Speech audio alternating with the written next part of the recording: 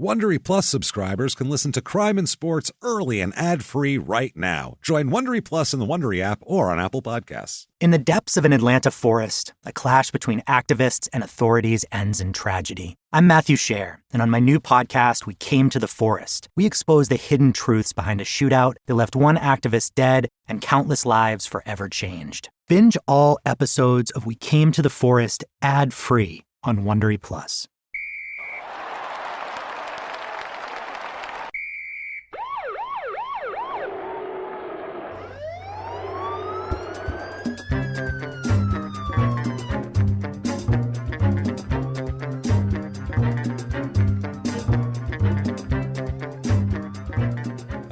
Welcome back to Crime and Sports. Yay! Yay is...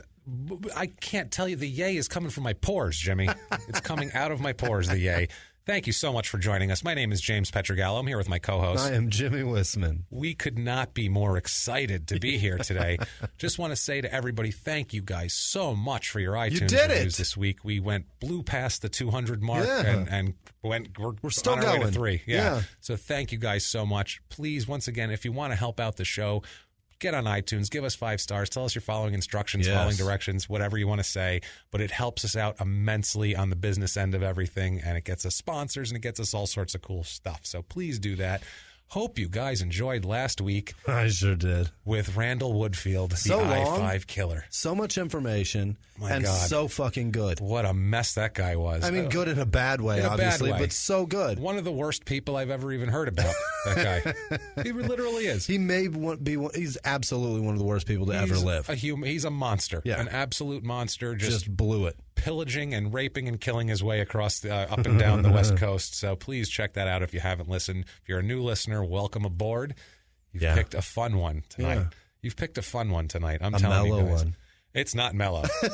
It's not mellow. It's not a serial killer, but wow, do we have in terms of absolute just travesty. Yeah, and a monstrous amount of crazy. Awesome. This is like Mount Everest of insane. Really? Right here.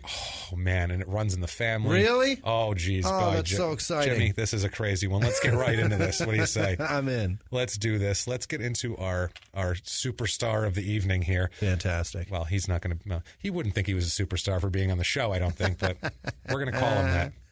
Welcome to the club, dickbag. It is. This is his name. Fula Charles Ibeabuchi. Awesome. Ibeabuchi. He's a boxer. Right. Nickname is the President. Oh. Like Ike. Like if you're overseas. Like Eisenhower? You're overseas. We had a president in the 50s named Dwight Eisenhower. Yeah. His nickname was Ike, and his campaign slogan was I like Ike. Right. So Ike is so he's the President. That's what he goes by, which is ridiculous. The dumbest thing. He's born September 21st, 1973 in Esuchi, Nigeria. Mm-hmm. He grows up in Nigeria. He grows up huge. He's a 6'2", 235, 240 pounds. My goodness. He's a big dude, man, and he's a big, scary guy, too, by the way. Like I said, grows up in Nigeria. He planned on joining the Nigerian military. Oh, he did? That was his whole thing as a kid growing up, was I'm going to go join them. But I think everybody did there. I think that was like a thing. It sounded like that was a thing that like you would want to do as a kid. Yeah. I want to grow up and join the military. Like be one of those guys with the guns. Or the military here, too. Yeah, I mean, people, you never know. But he planned on doing that, and then something happened. On February 11th, 1990, the course of his life changed completely. Oh, did it? It did. He watched the Mike Tyson, James Buster Douglas fight. Oh, boy. From Tokyo, Japan. If you're not a boxing fan, don't worry, because we're going to get into lots of crime and lots of crazy. But if you're not a boxing fan, Mike Tyson was the undefeated and unstoppable force. Everyone thought nobody could beat him, and he fought a guy named James Buster Douglas, who was a 42-1 underdog. Right. He was just a nobody ham and egger out of nowhere. Tyson thought he could beat and didn't train that hard for the fight, and he ended up knocking Mike Tyson out. He could not beat him. No, and it was crazy, too. I think it was in the 8th round, and he just pummeled Tyson for 8 rounds. Yeah. And I gave actually, that fight made me actually have more respect for Tyson, because I said, he took an ass kicking. Like, he's got a chin on him, Mike Tyson, because that was a beating he took. Yeah, and Tyson basically grazed him with a shot and got a 9 count out of it. So That lets you know how tough Tyson was. Not just to take, but to deliver after taking. After taking, yeah. And this guy ended up doing it, though, Buster Douglas. And then he got super, super fat and lazy and lost his title in the next defense. So I love those so much. Yeah, he didn't go on to be he wanted a big fight with Evander Holyfield, Buster Douglas, to have a big, marquee matchup, and lost the warm-up fight for it because he was so fat and shitty afterwards. He was entranced by boxing, though, from seeing this. Yeah. So entranced that he took it up right away. Just couldn't wait to start boxing. He's like, I'm going to do that now. Yep. Early 90s in Nigeria. He defeats a fellow Nigerian and future Olympic medalist, Duncan Dukawari, in Nigeria. He beats him twice. That's just straight up confidence, though, to be able to watch a fight and be like, that guy's the best in the world. That guy just beat him. I could do that. Well, it's funny the way it's actually kind of the opposite of it, too, because he said that everybody thought nobody could beat Tyson. Yeah. And after watching Douglas beat Tyson, he said to himself, and this quote later on, he said to himself, anybody can beat anybody. I need to do this. Anybody can beat anybody. Thinks it's like football any given Sunday. Any given Sunday. Well, shit. Buster Douglas is a no-name bum, and he just beat the champ. So. That couldn't be further from the truth. It's not. But on that day, it was. He saw one example of it and went, I'll just put my whole life around that. I saw one example. That's plenty to build your whole life around. Anybody can do it. Let's do it. Wow. So 1993. He moves to the United States from Nigeria. He emigrates to the United States. Yeah, not Trump's America. No, they would not have let him in. And we're going to get into some other things here. Yeah. Also with his mother, Patricia, whoa, are we going to get into Patricia? Really? Let's just say the crazy nut doesn't fall far from the batshit tree in this family. Let's just put it to that. It's that shit tree. Wow. His Fantastic. Mother probably is crazier than him. Really? I'm going to say, yeah. It's she's crazier. She's crazier than watching a fight and saying anybody can do that. Well, that I could see. He just said anybody could beat anybody. Yeah. That's not just like you don't have to be Mike Tyson. But that's what a lot of kids do, though. They see the Super Bowl and they're like, "Oh, I could be a quarterback in the Super Bowl." And that's, I'm sure, 99.999% of the kids that think that can't, and then like that 0.0001% actually becomes Tom Brady or something. I feel like that's what it is. Also, to that 99.9993%, all of their mothers are fucking crazy too. They're all crazy too. Yeah, absolutely. But this is the background you'd expect of a boxer. Yeah. This is what I mean. I always say, we say this every time we have a fighter. Yeah. We know ahead. We don't even have to do research. I do, but I don't have to do research. I can tell you he's got a fucked up childhood. He grew up in bad surroundings because nobody with money and opportunity says, I'd like to have my brain smacked against my skull 14 times in a night. That never happens. I really want to earn my dollars. Never happens. No. It just doesn't. You just don't. You go, wow, that looks dangerous. I'm not fucking doing that. You do that when you have nothing to lose. When you're like, well, if you give me brain damage, that's fine. I'll be less aware of my shitty surroundings. Right. Perfect. Just straight up desperation. That's what it is, I feel like. And if you're from Nigeria in the late 80s, early 90s, it's probably some desperation there. Where your 14th birthday gift is an M16. Not even an M16. It's some shitty old AR-16. A shitty old Russian knockoff. Yeah. It's an AK-47. That's where I was going. Fucking jams up. That fell off some B-12 bomber somewhere. It was like an extra prop from a Charles Bronson movie where he fought the Russians and they give buried him in a river for 12 years. Yeah. I feel like they get that and the Super Bowl loser T-shirts. That's what they get, like excess weaponry. Happy birthday. Happy birthday, kid. So rather than join the military, they moved to Dallas, Texas.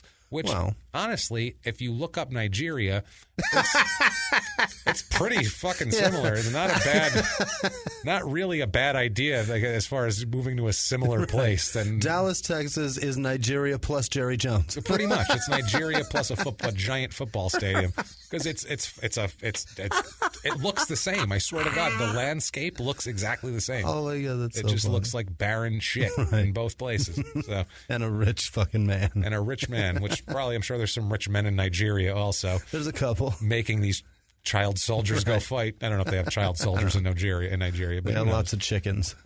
Probably. Now, 1994, Ike is boxing hardcore. He gets right into it when he gets over here, and like I said, he's a big kid, and he's mean too, man. He is nasty in the ring. God, is he good. What's his biggest punch? Is it? We'll get into it. Okay.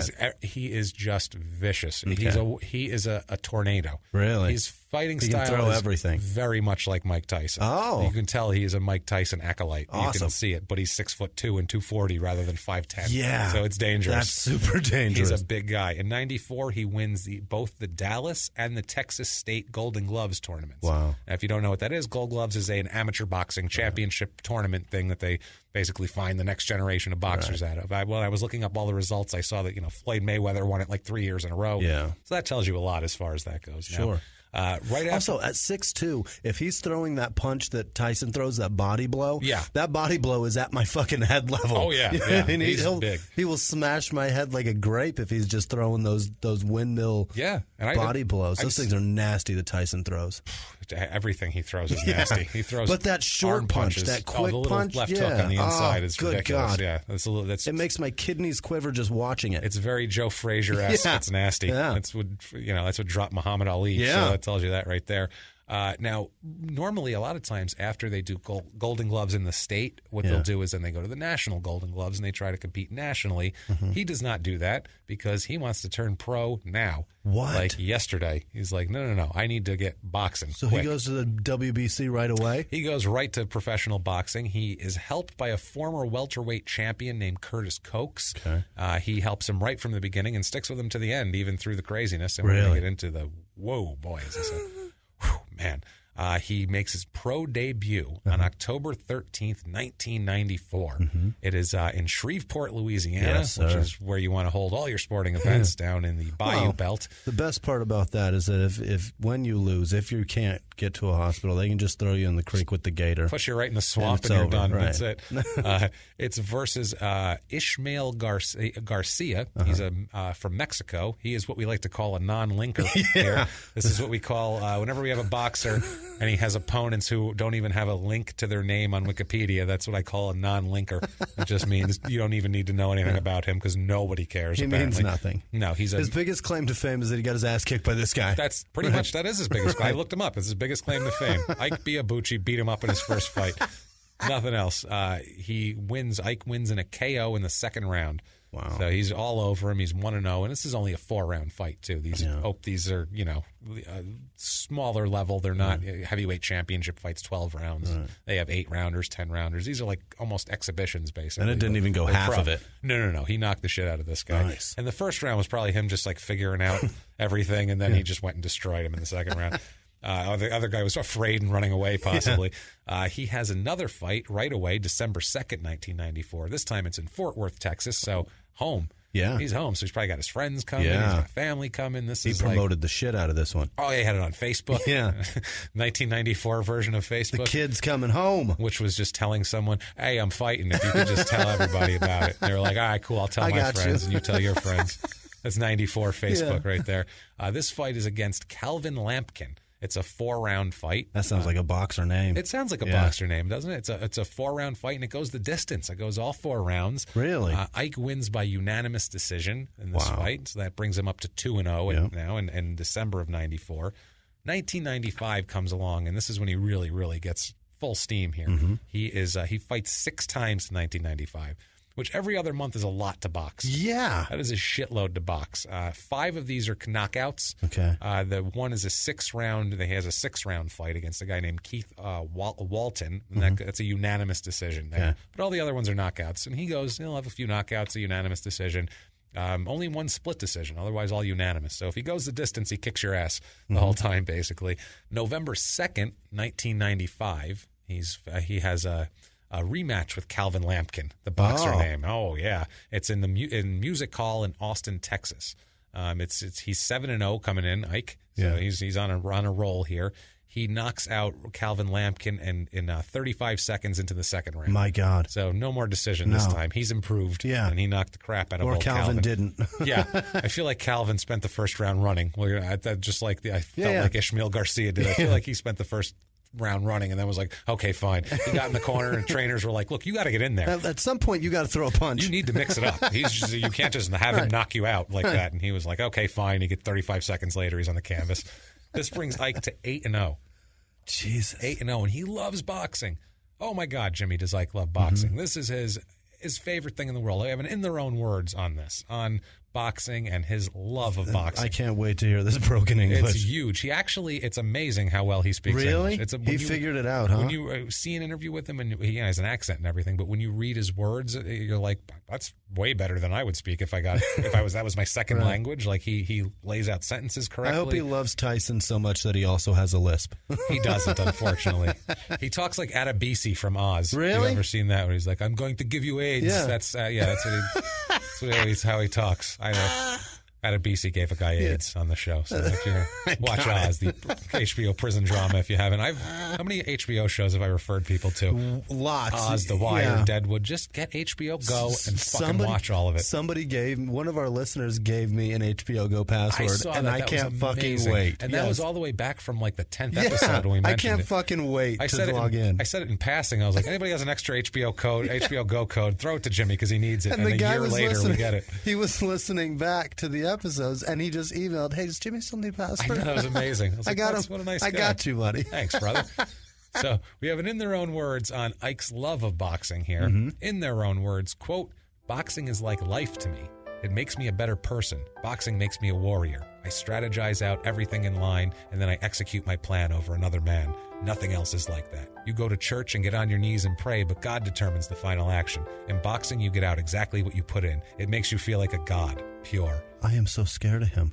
That's what I mean. He's very passionate. He really enjoys hurting people. He wants to punch you in the face, and he enjoys it. He loves it. And it's life to him. Yeah. That's an amazing quote. It's like life. I strategize and I execute my plan over another man. My God. He wants to beat you. Yeah. Good. And we have a lot of quotes like that where he just loves it. He loves the combat. He was a guy who couldn't wait to join the army. Right. So I think maybe he likes some strife in his life. And it's fun for him to be one-on-one because then it's not warfare where you're trying to hunt a man down and you don't have his comrades firing at you. It's just you and him, no gun, and I will impose my fucking will. You're 6'2", 240 and angry about your Nigerian upbringing and your crazy-ass mother that we're going to get into. Wow, is his mother crazy? I can't overstate that enough. Goats his currency. He's pissed about all of it. I have court documents with his mother's craziness that are just insane. So, this is going to be so fun. It's so much fun. So, 1996, he wins by knockout. The next 3 fights after Lampkin are knockouts for him. So he's on a roll. 11-0. He's 11-0. He's on a roll. My God. On a roll.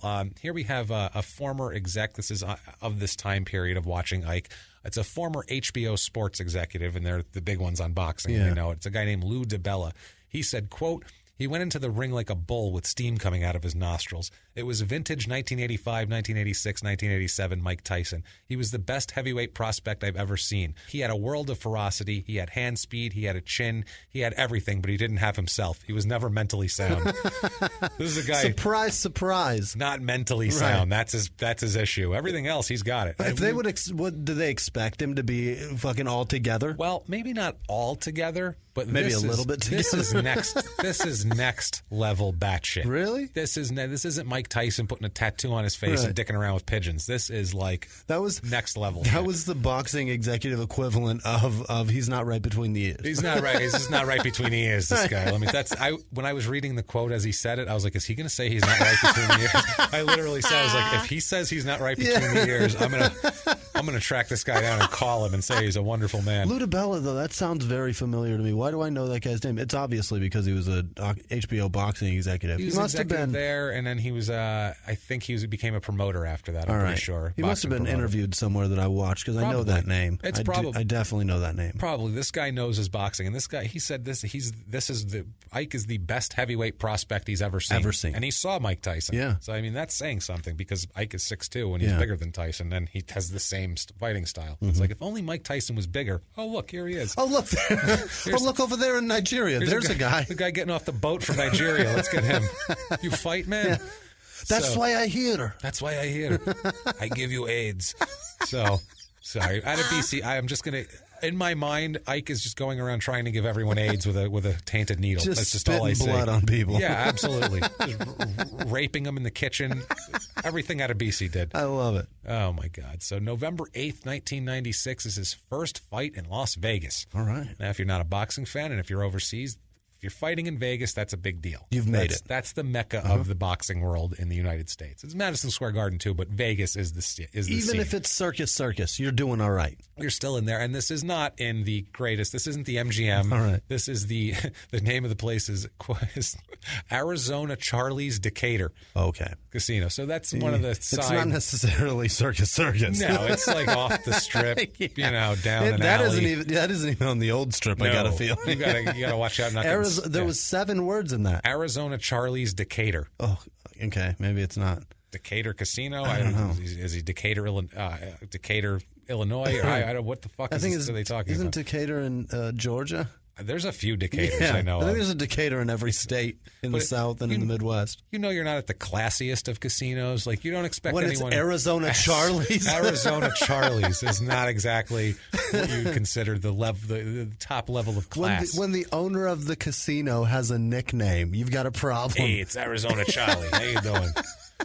Hey, good to meet you, pal. Arizona Charlie. Hey, you're a big kid. Why don't you go punch somebody? They call me Arizona Charlie. Arizona Charlie. You could call me AC. He sounds like a shit gambler that won the casino in a card game. It's like, I won it. It's Arizona Charlie's now. We're rebranding it. I don't care. And he bluffed it too. He bluffed it. Yeah, he had a pair of threes. Had a pair of threes, and the next fucking thing you know, house folded. Arizona Charlie's is writing up the letterhead. He fights. I want stationery right now. Where's my business? I want polo shirts with Arizona Charlie over the left. I want her wearing one. I want her wearing everybody. Get me some Asians to deal cards. I've seen Asians at the other casinos. That means you're fancy. I want Arizona Charlie written on all their asses. Everything. Oh my goodness! So he comes in 11-0 to this fight in Vegas. So he's hot shit. He fights Anthony Wade. It's an 8-round fight. This fight, they go the distance. 8 rounds. This is the only fight he wins on points, not decisions. So he wins on points. I think it's a split decision. He wins here. He goes to 12-0 after that. Now, here he is. The next fight he's in New Jersey, Asbury Park, New Jersey, at the Convention Hall, March 6, 1997. This is his first opponent with a link. This is his first non-linker opponent here, okay? He fights Marion Wilson is the guy's name. Wilson is a hardcore journeyman. His career record is 12-41-4. Holy shit. He gets beat a lot. Yeah.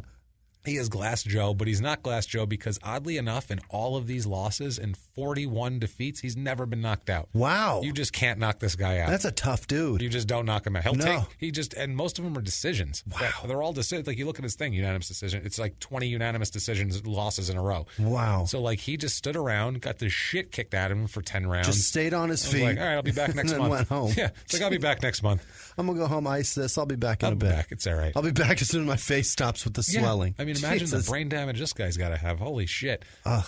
So he once had a fight stopped due to a cut, but no knockouts. So this guy's tough. And he fought nasty fighters, too. Yeah. He fought Hasim Rahman, who knocked out Lennox Lewis to become heavyweight champion. He fought him? He fought Carl the Truth Williams. Jesus. He fought Mike Tyson in a fight. He fought Ike. He fought Andrew Galata, really? who was a big heavyweight contender, and Ray Mercer, the gold medal winning heavyweight champion there. So that's a tough man to fight all those. None of them knocked him out. I guarantee you the cut was on his fucking eyeball. Probably, somewhere yeah. Well, they stopped the fight due to a cut. That they had to blood. stop it. There was too much. It was on his eyeball or like where the hell else? His nutsack tore. Something that made him completely incompatible. Yeah. Incompatible? Incapacitated? Yeah, there you go. There it is. Incompatible, incapacitated. Boom. I nailed it. 2 words.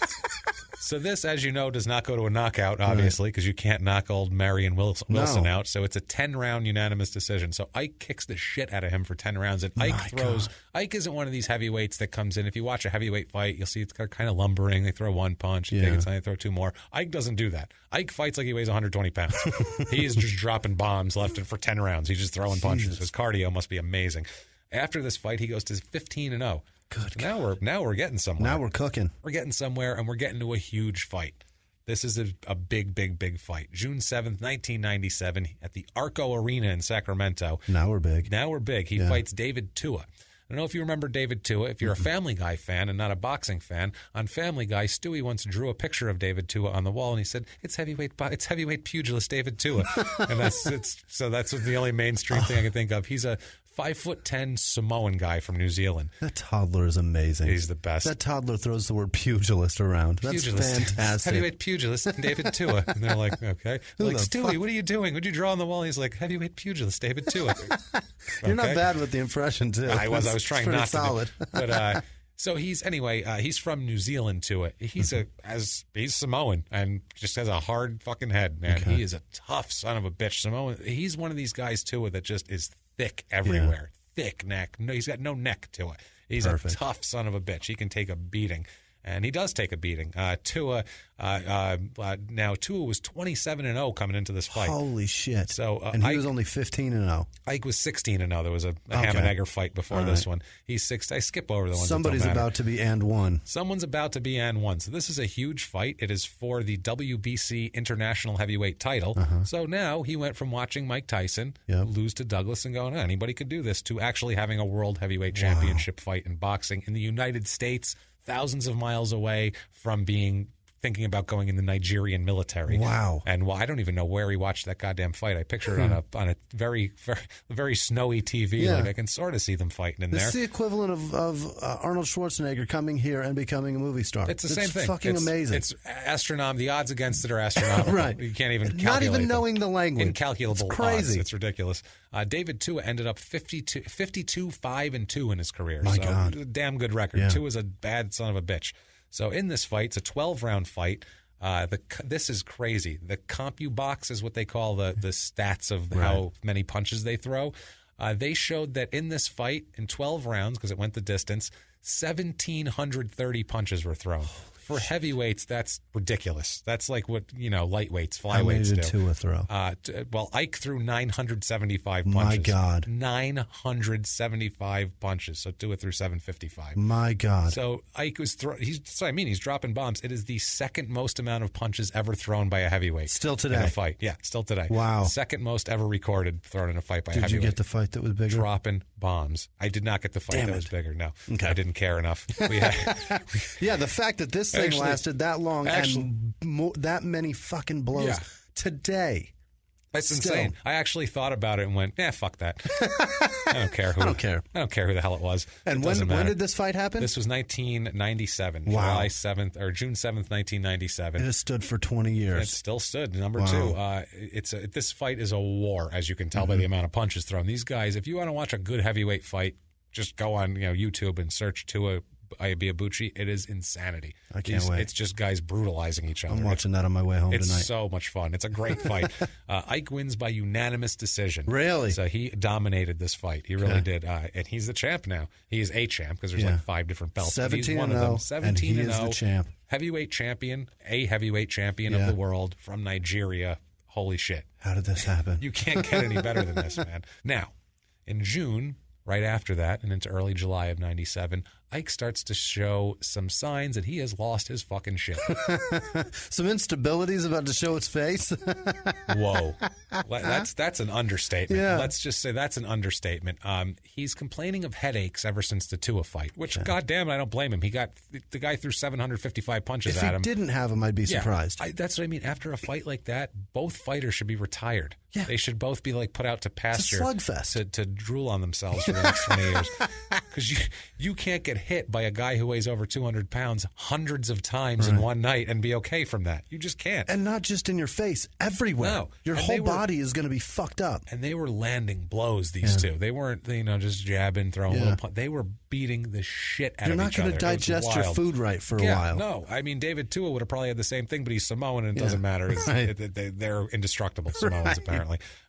So he is complaining of headaches ever since the fight, acting funny.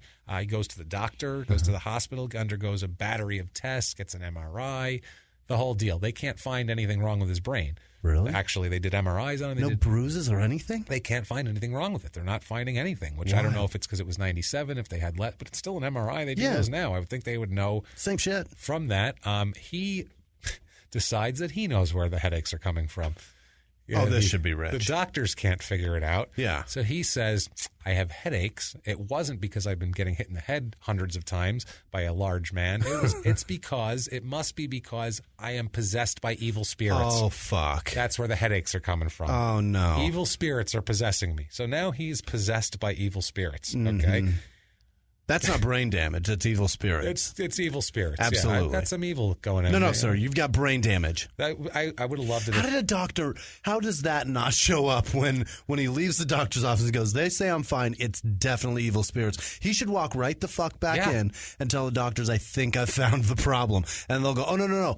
We just figured it out, too, by what you just told us. You're fucking insane. You're insane. I don't know if it's brain damage, but you definitely have damage to your brain. Either way, you're having a padded cell now. You're wacky. Right. And that's the thing about this. Everyone, this isn't like a hidden thing that like, oh, hey, David, he's kind of crazy. Right. This is they known. shout it. This is known. Everybody that deals with him, and they keep pushing him forward. This is a man who, the silver-haired middle-aged white men in this particular episode are the worst we've ever fucking encountered. They're the biggest scumbag pieces of shit I've ever encountered in my life. Just enabling his shit behavior because they need the money. Not only enabling his shit behavior because he's a star, but also the fact that he has something wrong with him to the point where he thinks evil spirits are causing headaches. He's got something wrong with his brain. Right. You don't send that person into a ring to then get punched in the head more. Like, as a human being, that is the biggest piece of shit move you can do, especially because you're making money off of it, for fuck's sake. These people are horrible. How do you sleep at night knowing that the man just told you he has evil spirits in his head? You think you go, okay, we're going to take him off the rotation now. What the fuck? I can't in good heart go hug my children and tell them I love them. But he's got a belt. Yeah. He's a champ, so he's a draw. And the way he fights, people can't wait to see more of him. People love that style of fighting. Look at Mike Tyson. Every one of his fights, they'd go 30 seconds, and they were all full, sold-out pay-per-view. Not sold out, but tons of pay-per-view sales. People like that style of fight. They want to see it. So they need to keep getting him out there. He's so nuts at this point. He began to sometimes think he actually was the president. No. His nickname is the president. He started acting like he was the president. Get out of here. He would force people to treat him as if he was the president. This is no shit. That's awesome. He would insist on people calling him Mr. President. Wow. He'd go, excuse me, it's Mr. President. They'd be like, oh, sorry, Mr. President. No, it's Mr. President. Literally, these are his handlers. Too. These are the people that are making money off him, and they're like, he thinks he's the president. That's fine. He's got a fight next month, and we're making money off it. Let's get him in the fucking ring. Go get a pigtail earplug and just act like Secret Service. Yeah, say you're the president. Don't worry about it. Yes, tell him he's the president. Who cares? Whatever. Just pretend. Dive in front of him. Pretend that you're catching a bullet just for be him. like, you almost ate it there, dude. Whew, you're lucky you had me. We have a new nickname for you. You're lucky you had me. We call you Demon Brain. That is yours. Perfect. That's your Secret Service nickname. Nope. The president. At a later weigh-in, and this happened a couple times, he didn't want to go to the weigh-in because he just felt it was beneath him. So his team had to convince... The president doesn't do weigh-ins. That's what he said. That's literally what he said. I don't want to do that. I'm the president. I don't have to do that. The public can't know what the president weighs. No, they don't. So his team had to convince him. This is what I mean. They literally had to talk him into they had to shove him in there crazy and acting like a lunatic. They had to convince him that it was, quote, the, quote, noble, regal, and presidential thing to do. Shit. They literally had to sit him down and go, listen, the people want to see their president at the weigh-in. This is the regal, noble thing to do. It's awesome. Presidential. And he was like, okay, yeah, all right, yeah. And he bought that, and then that's how they get him to weigh in. By my count, he's still only the second craziest president the United States have ever had. You can pick whichever one you want out of that. Back to Louis DeBella here. Yeah. Probably Louis DeBella, actually, because he's a Ginn. So I think he just goes by Lou DeBella. I'm pretty sure that's right. Yeah, they have him listed as Louis. It sounds so good together, too, doesn't it? Yeah, Lou DeBella. He sounds like badass. A boxing guy. Yeah, I'm Lou DeBella. You'd be like, it's like Abe Vigoda. Yeah. Just fucking rolls so good. Not James Pietragallo. It's a little less. Doesn't roll quite as well. It's a little worse. Just quick 3 syllables. It's beautiful. Lou DeBella here was around him here, and he said, "quote There were times when he really thought he was. Really a president. He would get into these mental states where he insisted on people calling him Mr. President. It was his alter ego. Unbelievable. That's what I mean. And This is how he's still trying to make money off of him now. They're literally recognizing he's so crazy. He thinks he's the fucking president of the United States. Actually, not even the United States, because I have another quote here that's even fucking crazier. This is when he started fighting with his sparring partners, like for real at this point, acting nuts. He would say, quote, "I am the president, not of the United States, but maybe the world." Unfucking believable. Not sure yet. Maybe. That's what I said, but maybe the world. I'm figuring it out. Not positive. At least the U.S. and Nigeria. At least those two. As soon as the demons tell me, I'll let you know. I'll let you know. I got a meeting with them at about 8:00 tonight. Wow. Holy shit. So now both Ike and his mother, Patricia, here comes her into the crazy, they start to claim to see demons. Not just the presence of them in their brain. What? They start to say they see demons. There were voices, now they have materialized. Now they have literal, actual fucking hallucinations of insanity.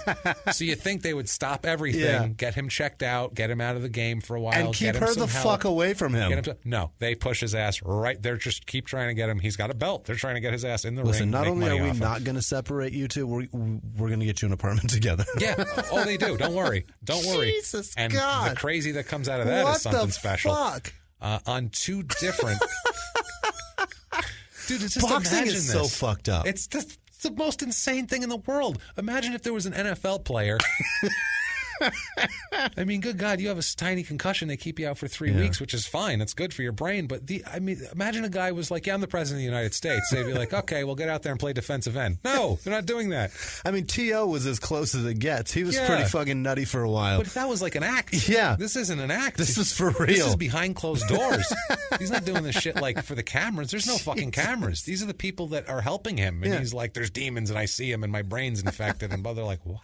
Champ, I brought you your water, and I brought you a protein bar. Is there anything else I can get for you? Can you tell that demon to leave, please? You got it. I'll take it right with me. You know what they should have done? This is what I would have tried to do. It would have been like, "Here you go." It would have got him like a fishing net and said, "Here you go. Catch it. This is a demon net. It's a special demon net. It's special. You have no, I got this special just for you." I tell him I bought it from like a 100-year-old Chinese man, like the guy who sold Gizmo to Kid's father and Gremlins. I bought it at one of these shops. I'd give it to him in like some special bag, and I'd be like, "Don't tell anybody, though. Don't tell anybody. It's super special." A demon Sherpa gave it to me. Yeah, a demon Sherpa. He said, "Here." He understands. We get this, right? Like, wink, nod. What are they fucking doing? I said, "I need a demon net for the president." He goes, "I got just the thing." The president of the United States? No, the world. Maybe the world. The world. Maybe. We're not sure. We'll get back to you. Definitely the United States and Nigeria. Is the demon net different if he's only president of the United States or the whole world? Do we it's get a little different smaller. demon net? It's a little smaller. It's like a butterfly net. That makes sense then. That's totally. This is unbelievable.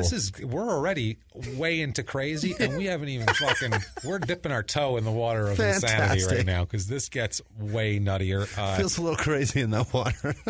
Dude, this is the battiest fucking guy ever. And the thing is, I feel bad for him half because they're using him. That's the problem is they're just enabling the crazy because they need the money, and they probably don't even need it, but they just want it. They're just being dicks. No, this is like Bob Arum, and we'll get into him. He's no way. Rich. He has hundreds of millions of dollars that he's robbed from fighters and robbed from people. He's a fucking criminal, that guy. Yes, I said that. He's a fucking criminal. Ludabella's rich as fuck. Oh, yeah. He's rich as fuck. All these people are rich as fuck, and they're rich as fuck because they force people with brain damage and insanity to get into rings and punch each other for fucking 12 rounds. That's why they're crazy. Awesome. On two separate occasions. Yeah. Two, not one. Once, maybe a bad day. Twice, you go, "Holy fuck, put this guy in a cage." On two different occasions, handlers had to drag him onto airplanes, kicking and screaming, because he thought there were demons on the plane. Oh, my God. Who the fuck would let him on the plane then? Imagine you have a 6'2", 240-pound, absolutely insane, out of his mind person who's a trained fucking badass, one of the baddest heavyweight fighters in the world. You're going to drag him into an enclosed metal fucking tube that he doesn't want to be in? No. Clearly pre-9/11. But I have written on this. You're right here on the car, pre-9/11. Because there's no way they're letting a guy with some foreign accent go, "I give you AIDS." They're letting him on a fucking plane? "I give all demons in front of you AIDS." There are demons. They would shoot this fucking guy now on the plane. Oh, my God. An air marshal would have him dead in 5 seconds. FBI would be on there taking him off. We'd never see him again. He'd be in fucking Guantanamo in 2 minutes. You kidding me, man? This here, they were like, well, he would be the tippy top of the naked pyramid in Guantanamo. Absolutely. Or in a second. Abu Ghraib, that was. Abu Ghraib, that that's would be the one. I'm telling you, dude, it's insane. It's insane, and they just let him on. That's how important his handlers were. These people were so rich and powerful and everything else that they were like, we'll let him on. Yeah, well, he's probably in first class. Put him in a cage. I don't give a shit. Get him on the plane. What the hell was that flight like? What was he doing that whole flight? Like Con Air. It had to be like Con Air. You have to Hannibal Lecter him down to the goddamn chair. I don't see how it out. Now that's he's Garland Green on the fucking plane. He is. He's fucking crazy, this guy. I mean, and plus two, what if you're the other people on the plane? Oh my God. Imagine you're sitting there in your seat. You sit there and you watch people come on as they're coming on. Imagine you see a guy come on, leave, and then get dragged back in, screaming in a foreign accent that there's demons on the plane, and they're pulling him onto the plane. And imagine not pushing him off. Imagine you were booked for somewhere else, and then you changed your flight to that one, and you paid $200 extra to be on that fucking plane. To this fucking guy. But how fucking scared would you be? Like, are they pulling him onto the plane? What are we? No, off the plane. This guy's screaming about demons. What the fuck is going on? This is the here? punishment plane? I'm on this plane. What did I do? Yeah, what is this? Do I get the Hannibal Lecter mask? You almost said Hannibal Molester. I almost said Hannibal Molester. I'm so used to this fucking show. That's hot. Good God. That's molesters and everything. By the way, we have an amazing molester coming up for you next week. It's wild and disgusting and I like the grotesque because it's grotesque. It's so much easier to digest when we can make fun of them. Well, it's easier when you understand what's going on. Like this guy, you don't even understand what the hell his problem is. Yeah. You're like, are you just crazy? And I think he's just crazy because the crazy runs in the family, as we'll get into. Now, they had a meeting with HBO around this time because he's the champ. And HBO wants him to fight on HBO. They want to fight on HBO. That's, big boxing channel here, especially in the late 90s. HBO was cooking with their boxing. They had great fights. They had Mills Lane announcing. The whole damn thing. They were doing great. So they have a dinner meeting in New York City. This is with HBO executives and the boxing promoter that's working with Ike right now. And he is as silver-haired and middle-aged as you get. Cedric Kushner. Okay. He is the most enabling asshole of the group. Well, maybe not. There's one more guy who's worse that we'll get into, and he's still around. So it's interesting. They're trying to get a deal done to fight on HBO with the belt. They're out to dinner. Now, this is also, we're talking network executives and a major, major fight promoter and the world heavyweight champion. So they're not at TGI Fridays. No. They're not. They're at a fancy New York City restaurant, and interesting shit happens. Ike loses his fucking mind. Really? Ike loses. Like Nobu or some shit? Something like that. He loses his fucking mind. Basically, Kushner ends up saying how they were having a nice meal, a fine meal, as he put it, at a nice restaurant in the middle of the course. Okay, this isn't like after the check came and he got angry or he didn't want to be there to begin with. He was fine through halfway through it. Midway through it, he picks up a huge carving knife. Now they're at dinner to get this guy a deal to work with a television network. Yeah. This is not a job interview at 7-Eleven. This is a completely different deal. Yeah. He picks up a giant carving knife, slams it onto the table, and screams in the middle of a fucking restaurant, a fancy restaurant. Yeah. Quote, "They knew it. They knew it. The belts belong to me. Why don't they just give them back?" Who? What the fuck does that mean? In the middle of it. In the middle of that. He's thinking people robbed him. Yeah. And he grabs a carving knife. And slams it down and screams at the top of his line. And the HBO people are like, is he... What does he mean? Is this just like personality? Right. Or no. And then I think they looked at Kushner, and Kushner was like, I don't know what the fuck's going on. They're like, oh no, this is game time. This is real. This is go right now. This is shitty. Unbelievable. So imagine this guy, Kushner, too. You take this guy out and you're trying to hook up this deal and you're going to get a cut out of it, and this is for a ton of money for this guy, and he's acting like a fucking lunatic. He said about it, Kushner said about it, quote, "It was a peculiar experience." I would say so. I would say so. That's an understatement of the year. He said, "That wasn't the type of conduct I expected that was going to romance the guy from HBO." No. Ike was like a Viking. Which is like a Viking. Like a Viking. He has a sword in his hand, like a Viking. Slams it down, screams. That is how a Viking would. Like, as you said, how would a Viking act if you brought him to a fancy New York City restaurant? Just like that. Yeah. Screaming. They took it from me. Except he'd be talking about fish or something, a ship. I don't know what. Some town and village that he pillaged and stole everything and raped all the women. Oh, lots of rape. Yeah. You have no idea. Vikings, that's all they did. Just raping, man. Terrible. So August 1997. Matter of fact, the actual Minnesota Vikings did some of that too. Absolutely. I think we'll probably cover some of them, as a matter of fact. We'll get it. He was not a Minnesota Viking, but he's a worse Viking than that. August 1997, the crazy train is really, it's getting cooking now. They're just shoveling coal in that bad boy like nobody's business. Ozzy's song is blaring over the loudspeaker. Jesus Christ. Wow. And Ike's hanging off the top of it like a fucking Mel Gibson and Lethal Weapon. He's on the front like Leonardo DiCaprio in Titanic. I'm king of the world. I'm president.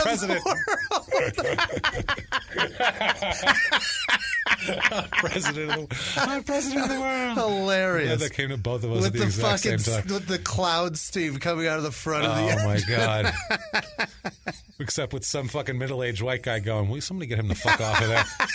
Come on, somebody seriously. Get him down. I've got an insurance policy on him. Jesus Christ almighty. No, don't let a girl go up there with him. He's going to throw her off the fucking side. He had a knife 2 seconds ago. Send his mom up there with him. Oh, that's maybe she'll fall off and maybe save us all a lot of trouble. So Ike and that was a good one. That was good. Fun. It was fun imagery. It was just him up there, just celebrating at the front of a train too, which made it even funnier. Like his belt from hand to hand. I pictured too, not like an Amtrak, like a train. Like I pictured like a 1935 locomotive, coming like the one in Back to the Future. Out the top. Yeah, exactly. Back to the Future 3. Exactly. So Ike in 1997. He's fighting with his girlfriend because why not? He's fucking crazy. May as well. He's fighting with his girlfriend. What kind of a woman is with this guy? For real. Well, he says he sees demons, but I don't know. He treats me nice. And he seems to have some nice paychecks coming in. He seems to do nice and well for him, so I like watching him on TV. He brings me home nice leftovers when he can't finish them at nice restaurants. Because he had to leave early. Yeah. That's what Kushner probably said. It started going on, and he's like, "Can you box this? Yeah. Can you get the fucking knives off the table, please? Just box this up. We're gonna take it. We're gonna go check. He's just making the check motion. We're gonna take not the even check saying now. it out loud. Just fucking motion. Motion it with his hand. Yeah. Now. Right. I'm sure they were running over there with the check. With this you guy. don't even have to say it, sir. We got this one. We got it. We know.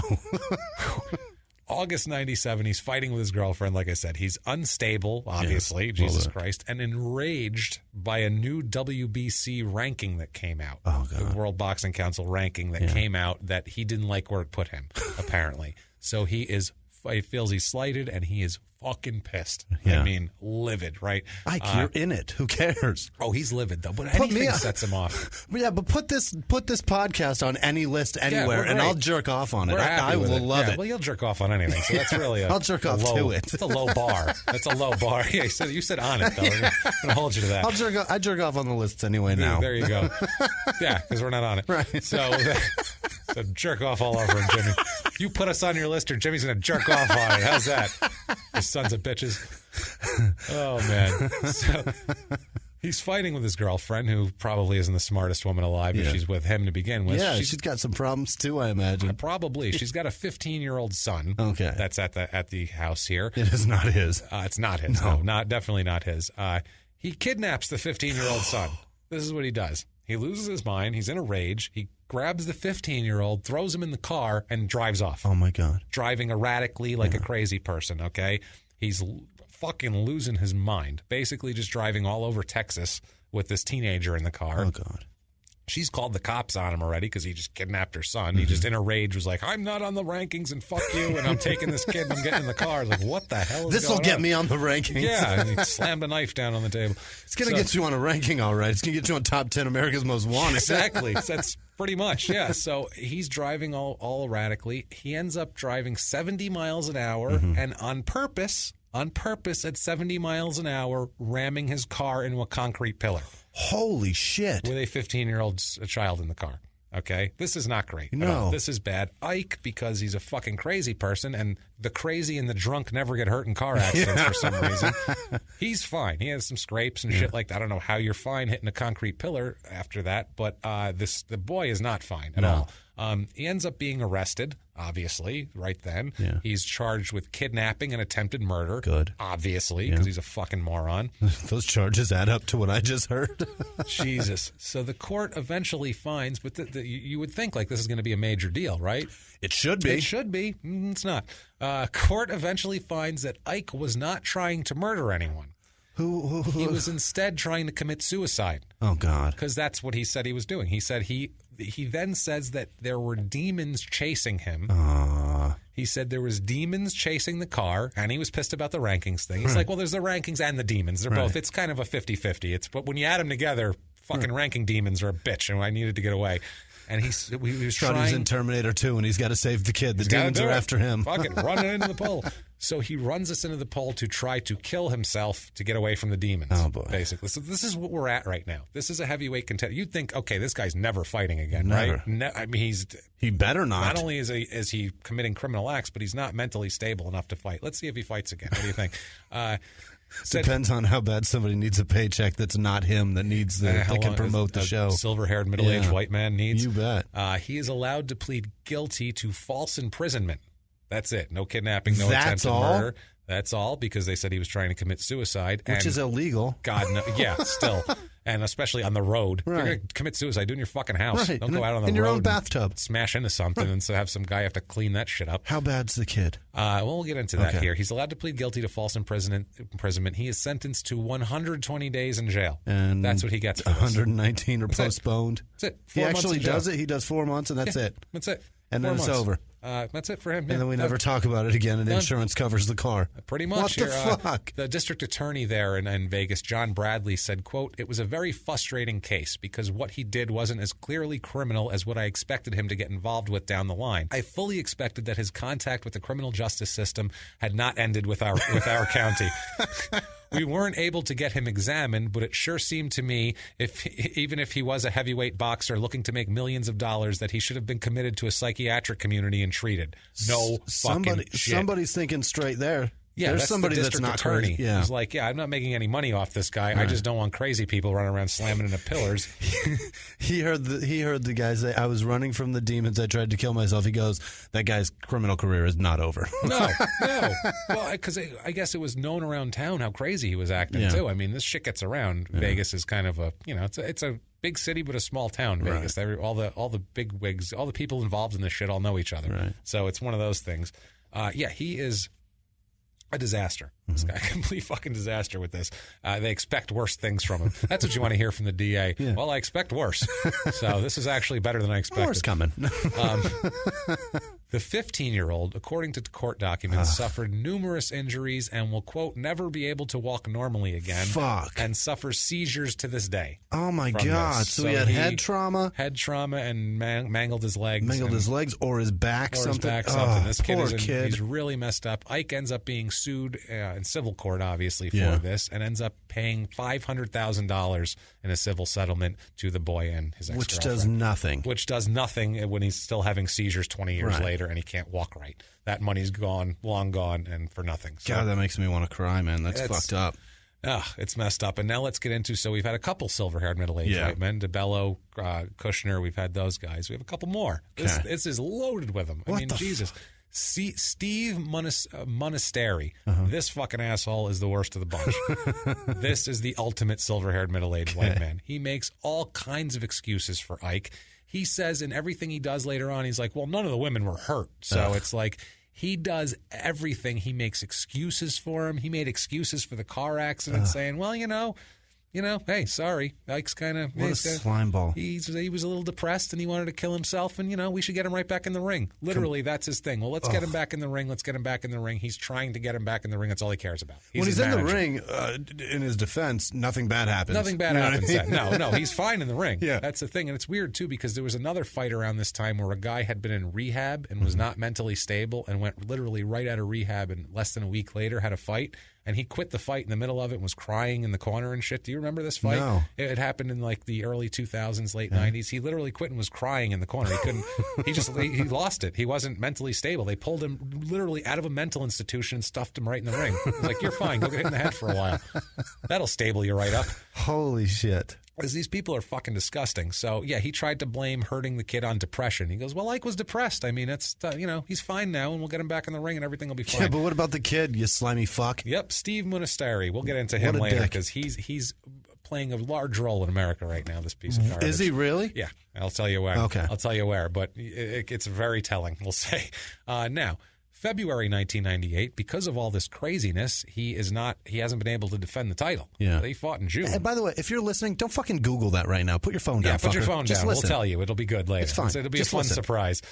So he is forced to vacate the WSBC title because he hasn't been able to make any defenses. He's been hurt and he's been in jail. He's had court cases. He had all this shit going on. He had to serve 4 months. He hasn't been able to defend. They strip him of the title in February of 98. Good. So also 98, what do you do at that point? You get married. You better know. He doesn't get married, luckily for everyone. Normally he would.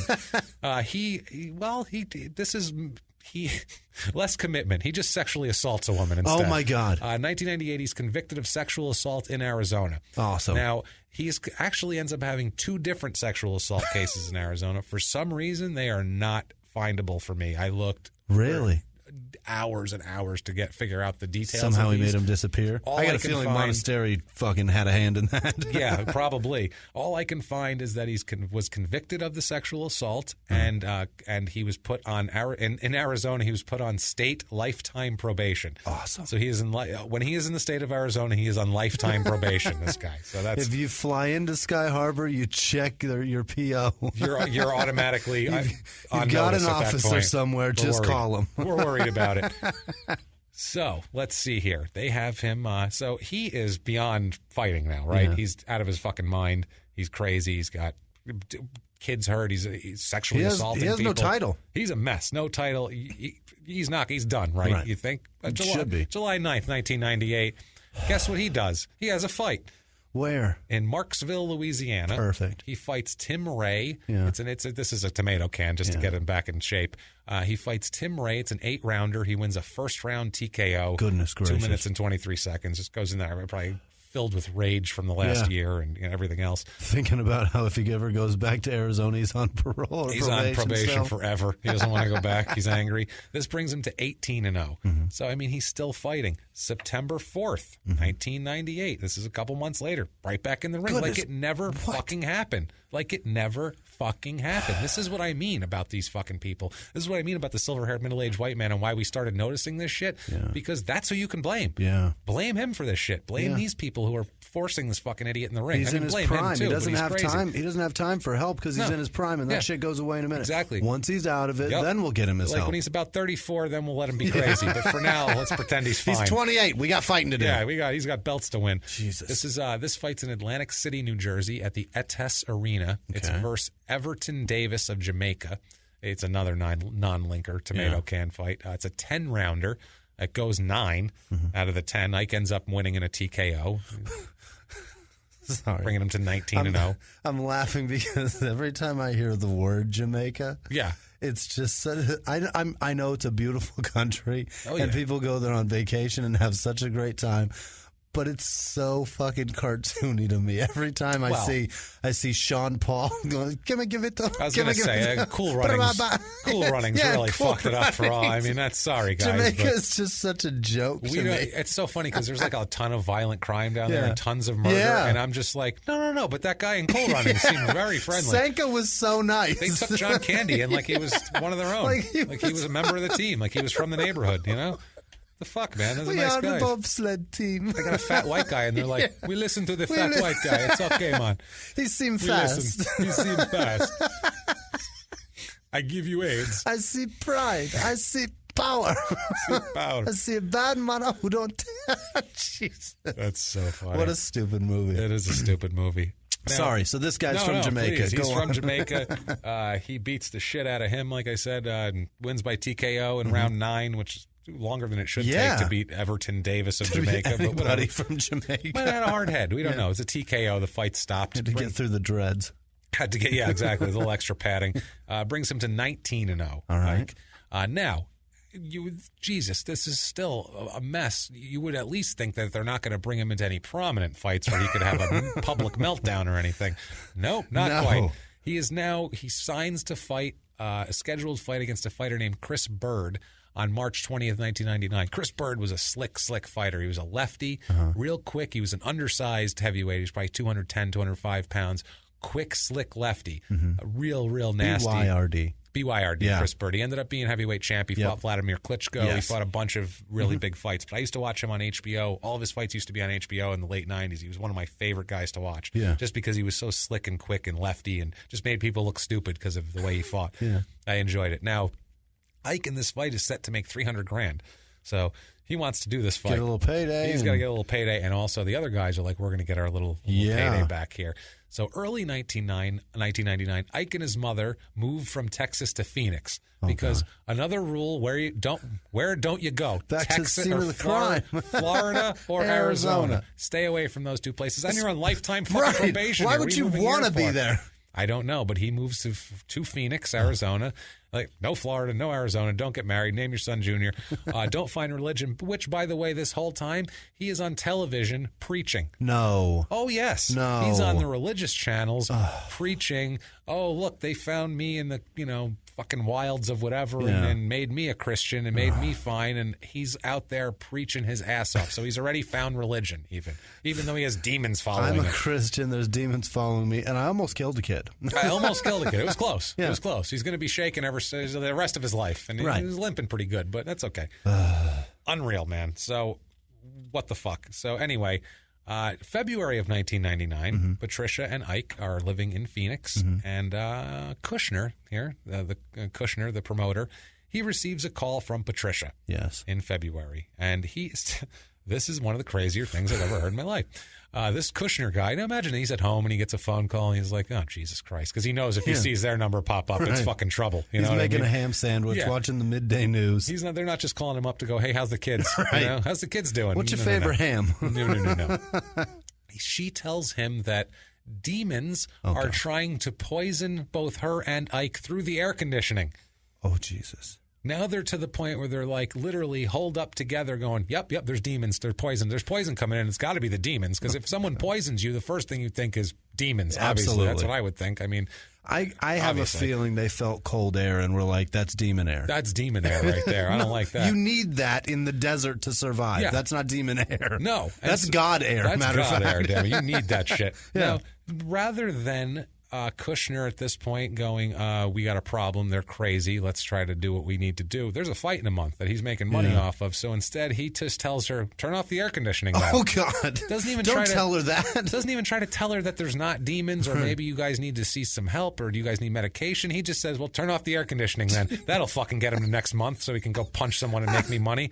What the Oh, it's my 120 God. degrees in Phoenix. Jesus. You're going to tell them to shut off the AC? Well, it's February. February. Right. But still, that's not the solution to crazy. Shut off the air conditioning. No. Then what happens the next time the demons are coming from somewhere else? What are you going to tell her? We just got to get you to march. Don't worry about it. Jesus. Shut it off. The lights have demons in them. Just sit in the dark. It's fun. Like, what are we doing? All the soap has demons in it. Just stay dirty. It's said at this point that Ike quit his antidepressants suddenly. Yep. So that's not great. That's right obvious now. already. That also leads to violence, which is not great. Now we have an in their own words, and this is going to be, germane in a moment here. We have an in their own words on how Ike feels about women. And let's just say he's not much of a feminist, I don't think. Not much. He's got a little skewed here. Yeah. In their own words on women, quote, I feel women should bow to me. Okay. I have a great ego in going after women. I'm not a person to rape a woman because I'm of the belief that she should want to have sex with me. If she doesn't want to be with me, I don't want to have sex with her. I think the I-5 killer said something very fucking similar. Somebody else said it too, and then was elected president of the United States. Too, yeah, that's the other thing. That's fucking almost identical. That's beautiful. I feel women should bow to me. Is like next fucking level. Well, he is the president of the world, so everyone should bow to him, men and women. Yeah. He wants them to be filleting him as they're down there, whereas the men. That's incredible. Whoa, I'm not a person to rape a woman. No. Because I am of the belief she should want to be with me. Like all the women should want to be with me. I have a great ego about me. Wow. Unreal. So now we're getting up to the fight. We're getting up to fight time. Yeah. It's the first week of March, so it's coming up quick here. He's sparring with his sparring partner, Ezra Sellers. Ezra Sellers is a journeyman cruiserweight fighter, a little under heavyweight. He fights just like Chris Bird. He's a lefty who's real slick and quick and undersized. So he's the perfect sparring partner for Chris Bird. in this, and he's frustrating the shit out of Ike. All right. Right-handed fighters are very frustrated by lefties. It's just not this. Everything's backwards. Right. It's not the same setup. And if they're smaller than you and super quick like Bird is and slick and has a nice jab, it's really frustrating every time you come in. Slip a punch and then jab you. Well, you come in and there's a jab where you didn't expect a jab. Right. So even if a guy has a really quick jab too, you're in deep shit because you didn't see that coming, and that arm's raised and you're out of position to block it. So it's exactly that. So while sparring, Sellers said that Ike got frustrated with him because for what was going on. Ike ends up getting a small cut over his left eye, which happens in boxing, but 3 weeks before a fight, that's bad news because if the guy's got a cut, they're not going to fight. Right. Because it's, whatever. It's not going to heal and close fast enough for him to be able to fight in a month or 3 weeks. It takes 4 stitches, this fight. Shit. That's a little cut over his eye. Sellers saw it, and he stepped back and he said, "Whoa, you're cut, man. Oh, hold on." And so the trainers came in, and they had to patch it up real quick. And so that training was over that day. Yeah. He's cut. So Sellers starts, they take his gloves off. They start cutting the tape off his hands. It's over with. He's just, shit, all right, I'm going home now. And Sellers has a fight coming up March 12th also.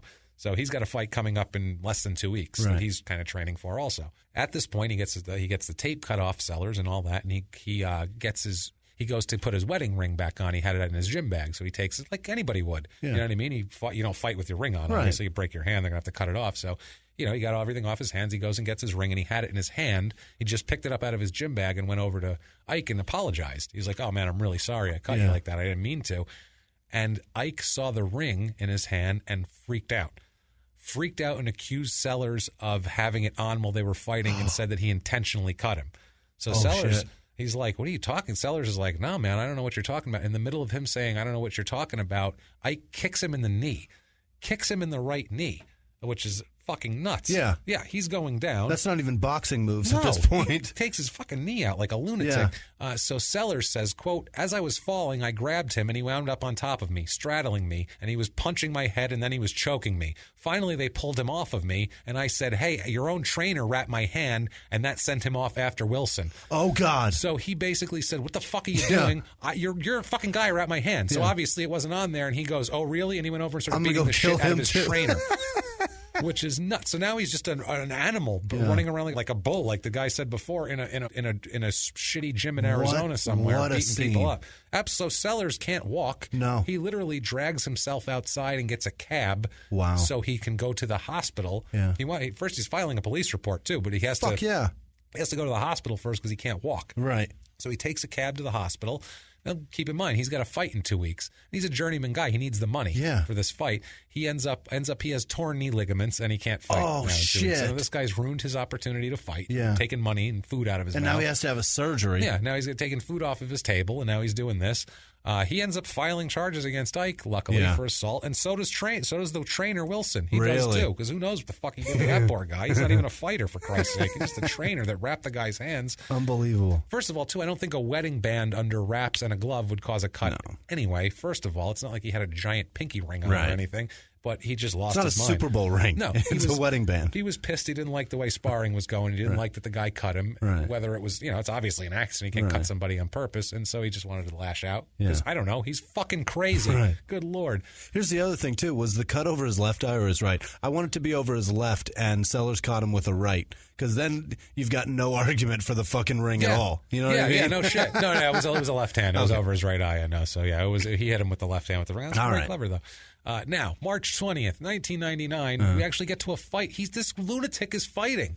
This with Sellers, this was in the New York Times. Really? This was Everybody knew story. about it. It was Ibeabuchi gives boxing a black eye, and it's a story about what a fucking maniac he is. Black eye? What a stupid fucking title. How about assaults another fighter? You know how I am about these punny fucking wordplay titles. If a journalist, get your shit together and stop doing that shit. And also, you're not the first person that came up with that idea for the article. By 99, there were thousands of articles of somebody gave something a black eye. And if you think you're that clever, just know that somewhere the Sheboygan Times or whatever, they came up with the same title. Some guy, Do what James does with a joke and take your first fucking idea, throw the shit away. Throw it away. Take 3 more, throw that shit away. And then maybe your 4th or 5th, take that idea. Stop being a dick. That's yours. The other ones are obvious, and everyone else would have said the same somebody thing. Else's shit. Surprise people a little, you assholes. Jesus Christ. So March 20th, 1999, the Emerald Queen Casino. It's in Tacoma, Washington. All right. With the word emerald in there, it's going to be Tacoma, Washington. You know what state that's in. He comes in at 19-0, Ike. Yeah. He's facing Chris Bird, who I already told you about. Chris Bird's a guy who comes into the fight 26-0. Wow. So he's a no-joke son of a bitch. And it's like Tua was 27-0. Bird would end up 41-5-1 in his career. Wow. The only losses he had were to some big, heavy-hitting sons. 48-5-1? 41-5-1. 41-5-1. And he was a champ for a while and everything. He was really, really a good fighter. That's pretty impressive. Now, it's a 10-round fight, this fight, because it's not for the belt, remember. It is an even fight until the 5th round, when Ike unloads on him with a left-right combo. Really? I mean, he had knocked Bird down once in the fight so far, and he absolutely obliterates him. I mean, these punches, you go, oh, wow. Yeah. One of those where it's like, Jesus, that'll cause brain damage right there. Bird goes down flat on his face. Really? So that tells you right there. It was over. Boxers know how to fall and everything. If you go down on your face, you were just out. Yeah. He actually pops up, though, and the ref stops the fight. It's a TKO. If you fall down and smack your face, the ref is not going to count you back in. You're out at that point. You were unconscious a second ago. And Bird, I mean, he just went boom like a tree and fell down flat. It's 2 minutes and 59 seconds in the 5th round, too, right at the end of the round. He called the fight. So Son Bird of a bitch. couldn't make it another 10 seconds. Yeah. If he went another 10 seconds without getting that combo landed on him, he would have been fine. This brings Ike to 20-0. Unbelievable. 20-0. So they're looking at him like he's a title contender. Yeah. He's crazy as shit. He's getting arrested all over the place. Yeah. He's a menace to society. But he's on lifetime probation. He's on lifetime probation. He's on the religious channel preaching, and he's going to be heavyweight champ. It's insane. So June 1999, this is a couple months later, Ike is at the Dallas-Fort Worth airport. The flight is overbooked, and he's not allowed that to board. Airport. Yeah, that is the worst sucks. airport. Well, let me take a train 17 miles to Terminal B. Go fuck yourself. Put it all in one building. And I defy you to fly through DFW and not have a layover and not have it delayed after your layover. I have done that flight where I ran and got on trolleys and I'm like, where are we going? Is the connecting flight in Houston? What the fuck is going on? And then you get to where you need to be and you sit in a chair for 2.5 fucking hours after I just ran my ass off. Worst airport. Anyway, the flight is overbooked and he can't board. You think he's going to take that well? Of course it is. It's DFW. What do you think he said? Do you think he went, oh, that's fine. Maybe if you could possibly get me like a meal coupon so I could just have some time to go. He said, well, then get all the demons off the plane and I'll get on. He said, this is not how you treat the president. Yes. You do not treat the president like this. He fucking loses his mind. He didn't say this is not how you treat the president. Right. I said this is not how you treat the president. I wish he did. He may have said that, but I bet he did. To me, that's what I want him to say. How many people are on Air Force One? We're not supposed to allow this many on there. What do you mean it's overbooked? Who are these people? It's my plane. It's my plane. Get him off. Is that the Secretary of Defense? I want to talk to him. The bone to pick with that guy. So Ike loses it. He rampages through the terminal. Again, pre 9/11. This guy, a foreigner with an accent, ranting and raving through an airport terminal will get you shot in 5 seconds nowadays, or at least taken down hard. Yeah. At minimum tased. At minimum tased. Oh, God. With gusto. Yeah. With like 3 of them will come at you at once. Yeah, they would be lying. They'll be fighting each other to tase you. It'd be crazy. He is eventually surrounded by police, obviously, because it's a fucking airport. There's nowhere to go, and they kind of know where he is. Right. He's surrounded by police. They surround him. They threaten to pepper spray him, and he says, you better shoot me. So now you have a very large, very angry, clearly insane man saying, you better shoot me. That's not afraid of pepper spray. He's not afraid of pepper spray. And plus, at this point, he's in great shape. He's jacked. He's enormous. And he's fucking dangerous. And he's screaming in a foreign accent. It's insane, right? So you better shoot me. Yeah, exactly. I give you AIDS. So they threaten to pepper spray him. He says, you better shoot me. So the police pepper spray him and then cuff him. They were like, okay, fine. Shh, there you go. And then they cuff him up and they take him away without incident because, he's crazy, but his eyes are still eyes and his respiratory system's still a respiratory system. Still has a mucus membrane. The demons didn't keep that down. So, holy shit. So, July 22nd, 1999. Ike is staying at the Mirage Hotel and Casino in Las Vegas. Yeah. Okay, he's in Vegas because he's trying to still get fights going. Yeah. Okay, still. He calls for an escort. Oh, God. He likes the escorts, boy. Let me tell you something. And we'll get into a quote on how he likes the escorts. He calls for an escort. She says that she was only there to strip. Yeah. He asked her to, that was her deal. Okay. That's what she does. She goes in and strips and leaves. Sure she does. He wants sex. Of course he does. She doesn't want to have sex. She wants to just strip he's and enormous get money. And crazy as fuck. That's the other thing. There's a fight. He does not want to pay. She said that he attacked her in a walk-in closet after she refused sex. She tried to run into a closet, and he came in there and took her pants off and was trying to sexually assault her. Yeah. This is from the DA. Whenever you have a DA's quote on anything, it had a bad ending. Yeah. DA Christopher Lawley says, quote, he invites her up to his room and begins to get physical with her. It got loud enough that people in the adjoining room notified security. Fuck. So an adjoining room in Vegas where people go crazy all the time, that's loud. Not just Vegas, because, I mean, there are shit places around there that you can hear through the world. The Mirage. That's a nice place. It's insulated. Yes, it is. It doesn't matter. Yeah, They don't want to hear people screaming their coke fucking in there all the time. They don't want that. So the quote finishes here. Adjoining room, they notified security. When they enter the room, a woman naked from the waist down is running toward them. That's a bad sign if you're a cop going in a room. Hey, some shit's going on here.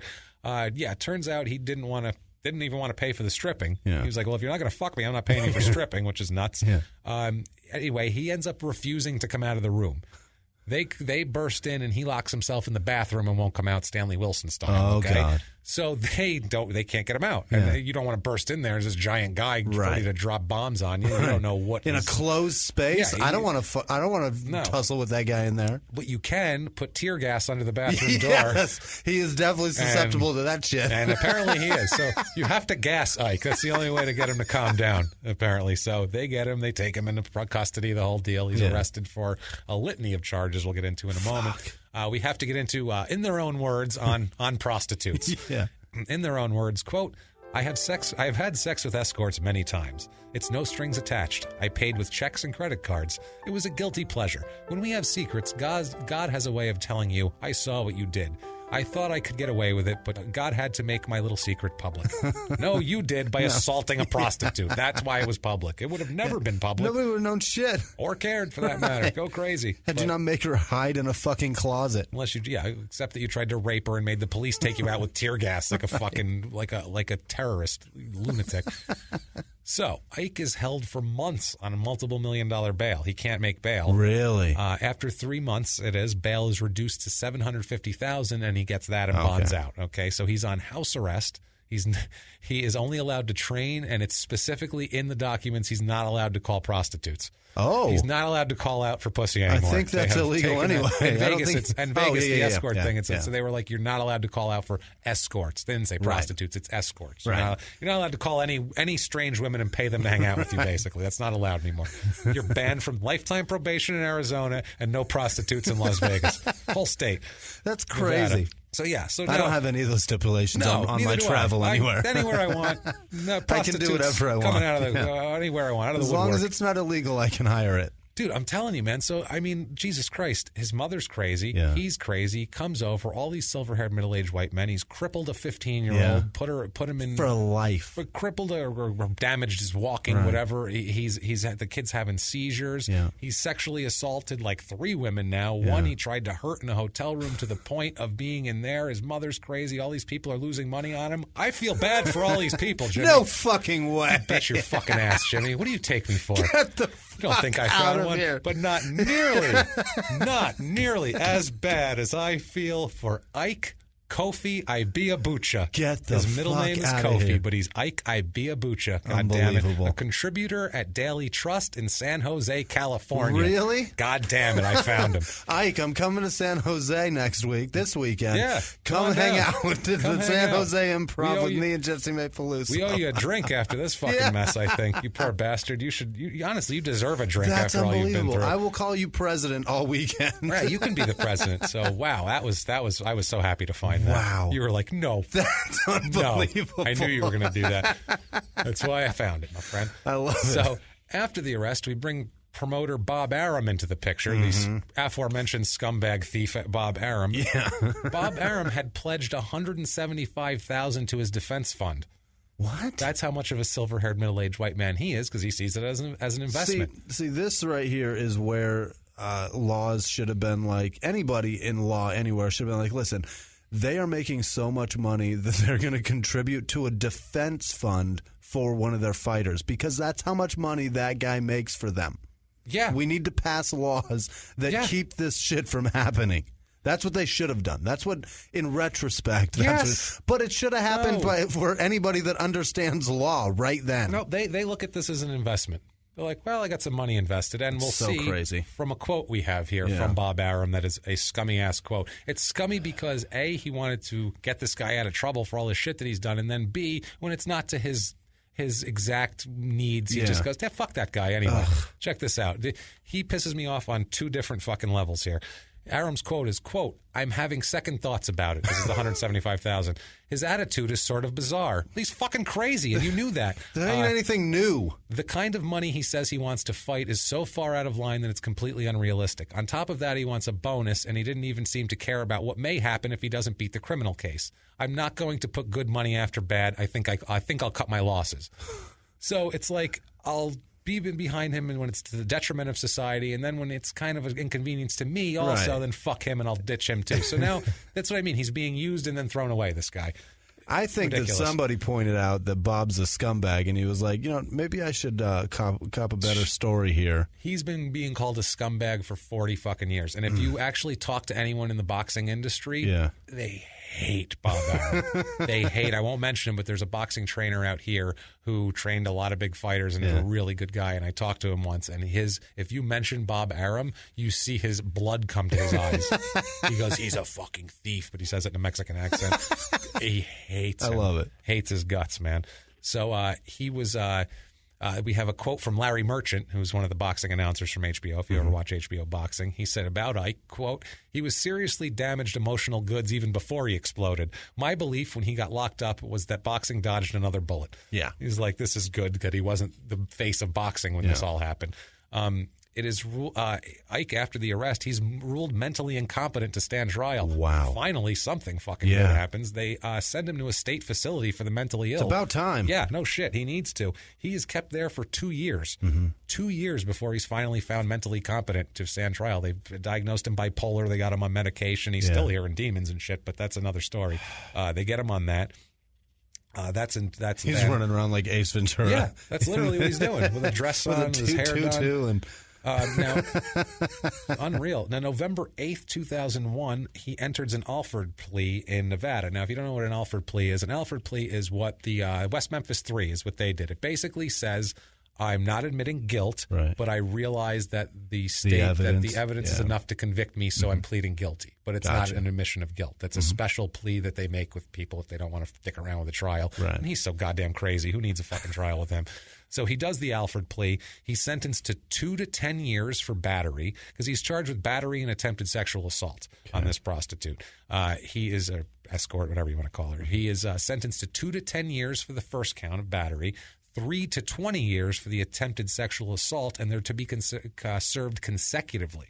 So not at the same time. They're to be one after the other. Wow. So the judge banged him good, basically. 2 to 10, and then what was the second one? 3 to 20. Oh, my God. So he got 5 to 30 years, and it's consecutive. Shit. So this isn't great, because when you deal with the one, then you have to still deal with the other. It's not all lumped into one. So you can get paroled for one. As a matter of fact, in 2001, right after he's convicted, he's paroled for the first one. Okay. Like immediately. Yeah. He's paroled for the first charge, the 2 to 10 years, but he still has to serve the 3 to 20 on the sexual assault. So he's in jail now for a little while. He's got a first parole hearing is set for 2004.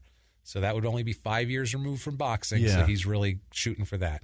And he says, in their own words about prison, his life after prison, when he gets out, he said, quote, I'm more humiliated than concerned with spending time in prison. I have a moral standard. I'm not perfect. I'm a human being. I was the person preaching on TV and reciting passages from the Bible, but I was a hypocrite.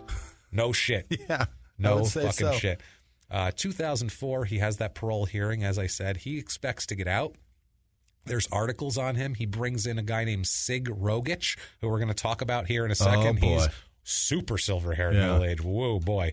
Sig Rogich he brings in to help him kind of transition from prison to get back into boxing. And also, too, I'll tell you about Sig, and you'll find out why he brought him in. We have another in their own words here on his time in prison. This is like he thinks he's getting out, basically. This is like basically like, well, I'll be out in a few months and fighting, so here's how I feel. This is from 2004. Super high hopes. He says, quote, in their own words, quote, I'm grateful I've spent this time here.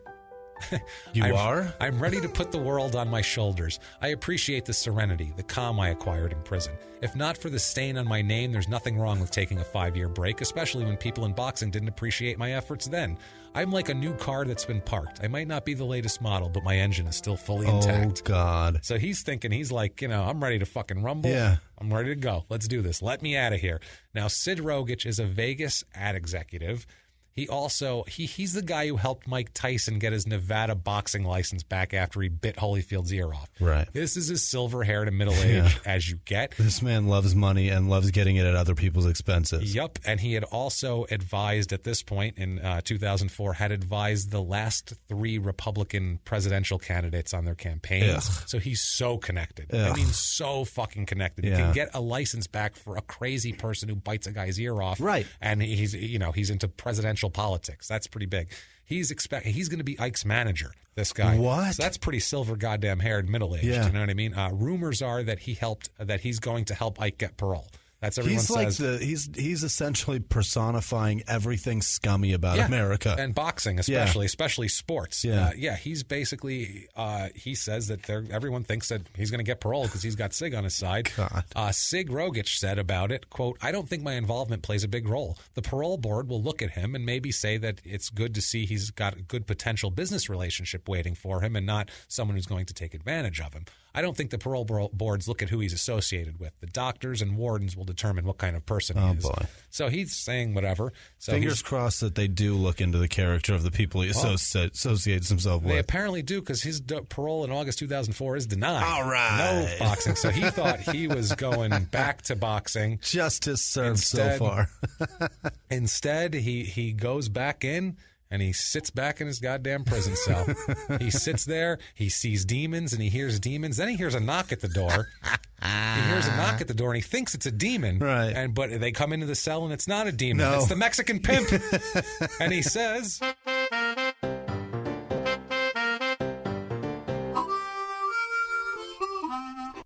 "How is it you've come to arrive? Why are you here? Why do you come? I would pour you a drink, but I do not want you to be crazier than you already are.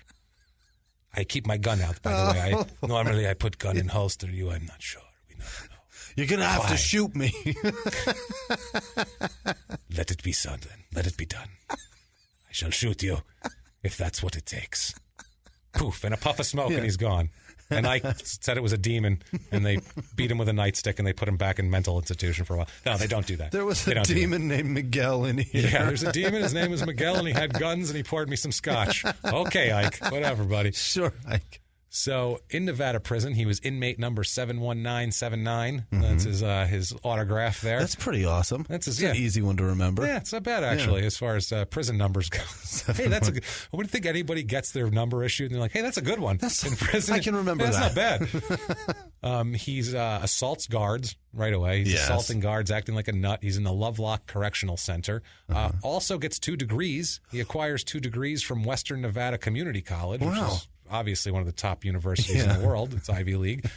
He gets an Associate of General Studies, which that's the one. Nothing. That's one everybody gets. And the Associate of Applied Science and General Business. Oh. He got a business degree, too, which what the fuck does he need that for? Right. He's a lunatic. So he doesn't need SIG?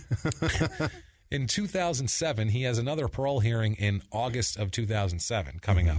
So he is talking to the public. He's talking in the papers. Ike, he publicly asks President Bush for help regarding his August parole hearing. He literally, well, first, it's a good sign. At least he didn't think he was the president at that point. At least he acknowledged another president exists. So let's say that. He clearly didn't hear what Kanye had to say about George Bush. No. And he thinks he is, and he thinks he's got it too. He says, quote, "I hear he's a big boxing fan. Like I've stated, there's nothing I will not do for my fans." So in other words, how about you fucked up in the airport named after his dad? Well, it's like, I think he's like, well, I would do this for my fans. So if he's a fan of mine, boxing, then he'll help me out too. So August 2007, parole denied. George Bush doesn't like black people, period, apparently. So he's denied. Now let's get into possibly the craziest thing in this whole story. Oh, boy. This is insanity. 2008. Okay. Mother Patricia, living in Arizona, sues Arizona State University What? And a professor, Dr. Nicholas Alozzi, and a guy named Michael Crow. Apparently, she's saying that recently, in 2008, around there, Patricia's daughter, and I assume Ike's sister, Sunday was her name, died. Okay? She died. Okay.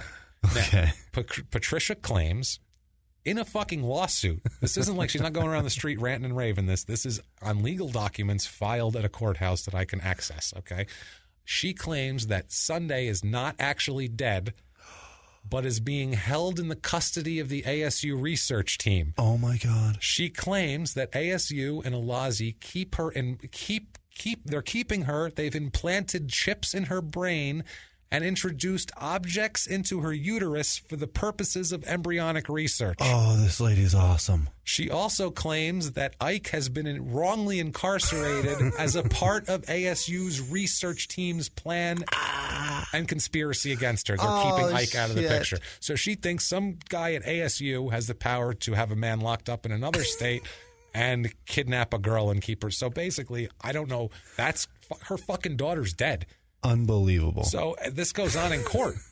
They dismiss it. She appeal it. Can you be the judge on that case? Oh, I'd love to be. Reading over this and be like, lady, are you fucking kidding me? And I'm reading the court documents, and they have to be official. They're like, well, the law states that blah, blah, blah, blah, blah, and there's no mention of this or that. Right. So they can't just go, this lady's obviously fucking crazy, dismissed. Like, it should be like...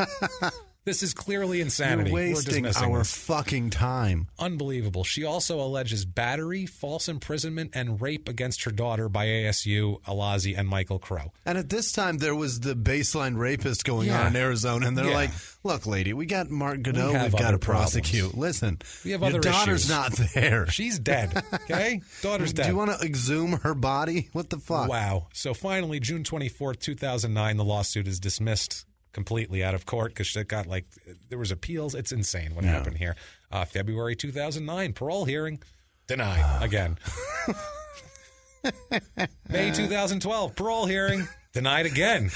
He didn't go to Barack Obama? No. Maybe Barack Obama gives a shit. Maybe? What do you think? So finally, he gets probation, or he gets parole in end of 2013. Oh. He is released from a Nevada state prison on February 28th, 2014. Okay. He's released, but he is an immigrant. So there's... Under the felony... they don't know what to do with him. Yeah. So they hold him. He's held by the Immigration Customs Enforcement people, by ICE. He's held in Eloy, Arizona for an undetermined amount of time to figure out what the fuck to do with this guy, basically. Where do we send this fuck? Yeah. He is there all the way from February 28th, 2014 to November of 2015. Oh, my God. They keep him in the Immigrant Detention Center, which I pictured like in Scarface. Even though it's not, I still picture it in Scarface, just fences around it and just, guys walking around in just terrible Hawaiian shirts looking out. That's what I feel like it is.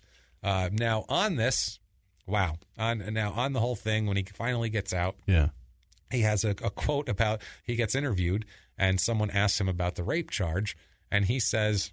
Here we go. In their own words, on the charge, quote, "I don't want to discuss that rape charge. If you don't recognize the meaning to the accusation, anyone who intends to bring up a conviction, a charge against me without the notion that the ruling of the Supreme Court is at misconduct already." What the fuck does that mean? What? Where they're insulting my intelligence. I don't want to answer anything about that. That doesn't make sense. Wow. And it's fucking crazy. Rambling. And he's just like, I'm not answering shit about it. I don't fucking want to do it. I'm not answering. Here's a bunch of words. Yeah, he just put his ears over. I'm not listening to you. I'm gonna throw a bunch of words together and mix Supreme Court in there, and then say I'm not answering anything. Misconduct. What did he say? Misconduct. The words that pop. Supreme Court. Intelligence. He's like, those are accusation. Those are big enough. Those all work. We'll throw those out there. Recognize. Fuck it. That's big for a foreigner. What the hell? They'll be impressed. So, bunch of 9-letter words. Go on. So that was 2015 in November. December 26th, right after Christmas 2015, Ike announces he's planning a comeback to boxing. What? At age 43. Yeah. He's going to box more now. God. What the fuck? He hires another silver-haired middle-aged one. They come out of the woodwork for this fucking guy. How did he hire him? He has nothing. Because he's a story. Yeah. He's a story. Yeah. People are interested in the story. He's a rapist. But he's the thing that never was. Yeah. He was 20-0, all the potential. He's going to be heavyweight champ, and then he disappears. Yeah. People are so intrigued by this guy and what happened to him. He hires Michael Koncz, Koncz, who is Manny Pacquiao's advisor. Oh. He hires him. He hopes, Ike is hoping to be on the undercard of a Pacquiao fight on April 9th, 2015 in Vegas. Ike says that he's mentally stable. He's had MRIs in prison. He'll take any tests they want to give him. He's totally fine. He's fucking ready to come back. He's good. Yeah. Right? On the comeback, he says, quote, in their own words, quote, I refuse to be forgotten. I refuse to be denied. I refuse to be deprived. I'm ready to get back what is mine. Oh, God. Did that shit rhyme? I think it did. Take it easy, Dr. Seuss. Yeah, I didn't. As I was writing it, I didn't realize. As I said it, I'm like, who is this motherfucker? He was like, I'm going to say this shit in poetry to show you how sane I am. Somebody ran into Don King. Yeah, exactly. So Koncz said about this, he said, quote, he has served his time and wants to improve himself. And Manny feels since he served his term and is trying to turn his life around, he deserves a second chance. I figure they're both Christians, I think, because Manny's a big Christian, and I think he gave him the whole Christian shit. Yeah. And they both decided that they were going to fucking Jesus it up together. Jesus it up. Only he doesn't end up getting on that fight because he can't get a boxing license in Nevada because, they don't want him in the fucking state half the time. The fight is on April 9th, and he's supposed to go to the fight anyway and kind of be on Pacquiao's team and watch the fight and just be a part of it, basically, which he would have done if he wouldn't have got arrested. Yes. On April 6th, 2016. 3 days before the fight. 3 days before the fight. He can't go 72 hours. It's good that he didn't get on the card because he wouldn't be fighting on it. No. He's arrested in Gilbert, Arizona, which is a suburb of Phoenix, for violating the terms of his lifetime Arizona probation. That'll happen.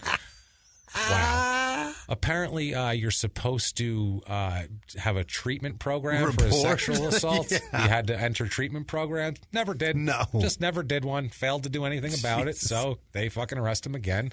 Unbelievable.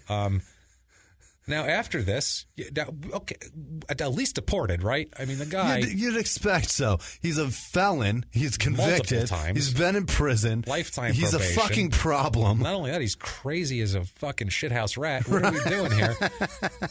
So you would expect that probably we're not going to at least invite him into the country with open arms, and we're going to be cool about that. Anyway, right? September 3rd, 2016, Ike is reissued a green card. And this is by the U.S. Citizen and Immigration Services, and his application for citizenship is granted. Oh, my God. What? This guy has a fucking U.S. passport. Wow. They said, well, in all the time you've been here, you've displayed nothing but being a menace to society and a general crazy person, so we need to have you permanently. Yeah, sign right up. Why? What the fuck? I'm all for fucking people coming in. That's great. Not that guy. No, that's the guy we want to keep out. The crazy guy That's who the rapes problem. people. Yeah. The raping loons. We can keep them out. That see demons and get arrested in airports. And we don't need to do background checks on them from their home country. He did it here. Right. Just look at his... Go talk to fucking Prosecutor Lolly and talk to these people. They know. Look at the frivolous lawsuits his mother is bringing against the state. Look at and the they crazy live there. together. The air conditioning. They're being poisoned through the air conditioning, and her dead daughter's really being kidnapped and held by the Arizona State University research team, having microchips implanted into her head and devices Strange into her objects uterus. into her uterus. Where do you even start with that? That's insanity. They're so That's crazy ridiculous. that no one even sits them down and says, "You're not. This isn't right." And they just go along with it. They're like, "Just turn the air conditioning off, whatever." Like next level fucking crazy. Just turn the fucking AC, whatever. Just turn the AC off. All right, I don't want to fucking hear it right now. As a friend, though, of somebody like that, they don't have any friends. That's what it is. No, these people are not their friends. Jesus Christ, no. A friend of somebody that would love them would say, look, you're not fucking okay. There's something wrong. They'd want to get them help so they don't hurt themselves or others and end up in prison. That's what a friend does. A friend wouldn't, I don't know, try to still stick you out in the ring to get punched in the head more and make you crazier. I'd like to know how Sunday died. I feel so line bad their own for pockets. her. I do too. I feel bad for Sunday. And it's funny too, up until that, the court documents there, Sunday doesn't exist in the story. Wow. Like, I can't find a mention of Sunday. Are we sure that she was real? Apparently so. They had a name for her. Sunday, whatever middle name was, Ibeabuchi. And I assume they would have thrown the lawsuit out immediately if it wasn't a real person. Yeah. Like, you've kidnapped my imaginary daughter and you're holding. They'd be like, okay, get the padded room ready for this lady. But no, they don't. They actually go through the whole process. Like I said, this happened in actual court. I'm reading this in the documents going, how did this even get filed? Yeah. She had to have a lawyer. Yeah. A lawyer filed this. Some lawyer read this lawsuit and went, I went to fucking law school for this shit. Well, she had to think about the process. She had to think of this. Yeah. Go, oh, my God. Then she had to contact lawyers to say, hey, I need somebody to sue ASU. And they said, oh, really? What happened? And then they explained it. And I'm sure 90% of them went, I'm not taking that case. Right. I don't know what you're talking about. There was one asshole who went, yeah, all right. I'll write that up. Sure. I'm clear right now. I could take a case. It's going to cost you about, $500 an hour. And, I'll work on that. I don't give a fuck. Like, that's another silver-haired middle-aged white man. I need $15,000 retainer fee, and I'll work on that all day. Wow. The silver hair is thick in this episode, my friends. It's thick. It's a tuft. It's a like tuft. Willie Nelson. It's like Randy Woodfield's pube bush. That's what it is. It's so long. Puffy and just a little tip sticking out. It's like a slimy. It's like a slimy comedian coach somewhere with like a long gray ponytail. Who's a nice person, actually, too. I'm sure he's a sweetheart. He's taken much money from many people. It just sounds so scummy. That's one of those where I always go, he's nice to me. This is clearly just batshit upon batshit upon batshit. So Ike now he's 45 years old now, 46, 47 years old. Yeah, 47 years old. 44. Was he born? 73. Yeah, 73, so he's 44. He's 44 years old. Yeah. He is talking about a comeback. He's talking about a comeback still. Yeah. Still, I mean, this was only last year that this all happened. Do we know where he ended up? Where's he at now? He's here. He's in Arizona. Still in Arizona. That's the other thing, guys. Us doing this is to our own fucking peril. This is literally a crazy person. This is way worse than J.R. Ryder. Yeah. Way worse. Way worse than J.R. J.R. Ryder wasn't violent, at least. J.R. Ryder never talked about demons. No, I'm physically scared of this man, too. He's like right now because he got back in shape for fighting. Fuck. He's 250. He's 6'2", 250, and pissed off. And we're on here seeing being demons, and we're making fun of you him. big dumb crazy fuck. You big dumb president. And then we're going to post where we are on social media and go there. So, you know what I mean? Holy shit. This is straight dangerous is what we're doing here. I'm going to update the Scummy Awards for last year. I said person most likely to hunt me down and kill me. I am putting him at the top of the list. We've got the 2017s coming up. Don't you worry. He just jumped. He bumped out Krotoru and went right to the head of the line because he's in town. Everybody. Holy shit. Yeah, I read that. I'm like, great. He lives here too. This is perfect. I really hope he's not a comedy fan. Unbelievable. If I look out in the audience and stare at that fuck and I see this fucking guy looking back at me going, I hear the demons, I am putting the mic down and I'm running after that stage. In a lull as you're building suspense in a joke, he just goes... Call me Mr. President. No. That was no way to treat the president. There's no way. I make a joke about him. I do a little crowd work, and he goes, that is not how you treat the president. And you just see a flash. All right, everybody, good night. Fuck that. I'm going out the back. I'm throwing the mic at him and running. That's it. Gone off that stage. Try to distract him quick. 2 drinks are on me. I hope you have a good night, sir. 2 drinks are on me. I got that guy's drinks. See ya. Yeah, no, put him on my tab. Now, some of these people, Bob Arum is still a rich fuck. Ike is crazy. His mom's crazy. All these other guys are still rich and silver-haired, all these Kushner and all these guys. One guy has stepped into another business, Mr. Steve Munisteri. He's back. He's back, and this isn't like the Pacquiao's guy who worked on the presidential or the other guys there. He now is the chairman of the Texas Republican Party. Wow. This piece of shit. So if you live in Texas and you vote Republican, vote this guy out. Yeah, because I don't know if the voters, I don't know how party chairs work, but put pressure on your state legislators to nominate or figure out how to get somebody else. Because the head of your party there is a corrupt fucking asshole. Holy shit, is he terrible. Who has done and he bragged about this shit too. Like he bragged about he's a braggart asshole. Ugh. He's the worst, this guy, and now he's chairman of a major party in one of the largest states in this country. Wow. After all the shit he's done, being a complete scumbag, trying to get Ike out, making excuses for him, saying that he shouldn't go to jail for almost killing a 15-year-old kid because he's a little depressed. Well, so am I. You know what? I'm not a fucking happy guy. You see me slamming into concrete fucking pillars with strangers scared with kidnapped children in my car? No, I don't. I come here and I yell about these assholes and I get over it. I'm depressed nearly every day. I go home and I go in my room and I tell my kids don't bother me. That's the way you do it. Rather than hurting them. That's...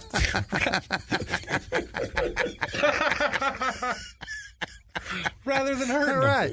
Rather than packing them in my car and driving 70 into a pillar. You said that like you literally came home and were like... I could either hurt them. I could just go in there. Rather than hurting them, I'll just go in there. It was 50-50, but you made the right call.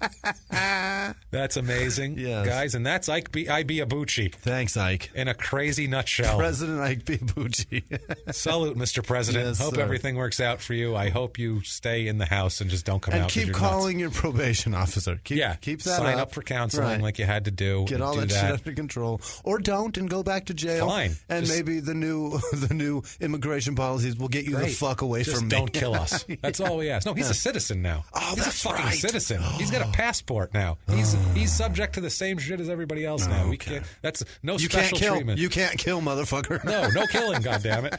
So unless he comes and kills us, you won't hear much more from him probably until his next mental breakdown when he goes nuts in the street, I imagine. Speaking of other people that you'll never hear from, let's update real quick. Yes, we need to do that. We did an update. It's been like 3 weeks, and we would love to tell you guys that a scumbag has died. Would you like to tell them who? Yeah, sure. Guys, Jimmie Superfly Snook is dead. Goodbye! Goodbye, asshole. Off the top rope, right into hell. See you around. He just took his Superfly splash right down into the... He outlived the charges, and but that's all. But he didn't outlive me. No, not us. We're here to call him fucking dead. That he's dead, and at we're least, happy. Yeah, Nancy's family gets to go. Yeah, right, that's something.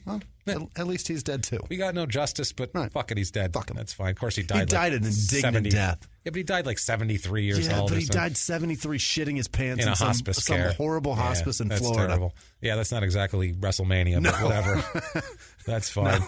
So honestly, guys, if you like what you hear here and you had fun with Ibeabuchi and everything else, please get on iTunes. Give us that review. It means the world to us. Give us 5 stars, They've been so please. Great. They really have. And Can I read one to you? Yes, do that. I want to read you an amazing one. We have this one gal, here.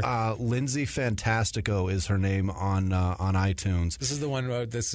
She's offered us money to read this, so Lindsay we're going to read Fantastico it. We're still broke. Wrote, "These two hilarious assholes combine comedy with true crime and sports.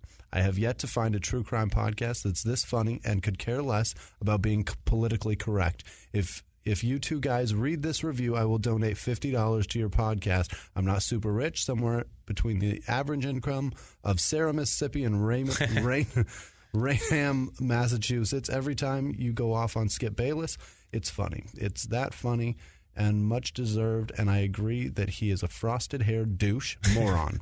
I love Worth the money for me. Don't ever leave me. Well, Lindsay, we won't ever leave you. Matter of fact, we're going to stick around at least until you send us $50. And you can do that through patreon.com/crime and sports, where please, guys, if you want to send us a few bucks, it really, really helps us out a lot.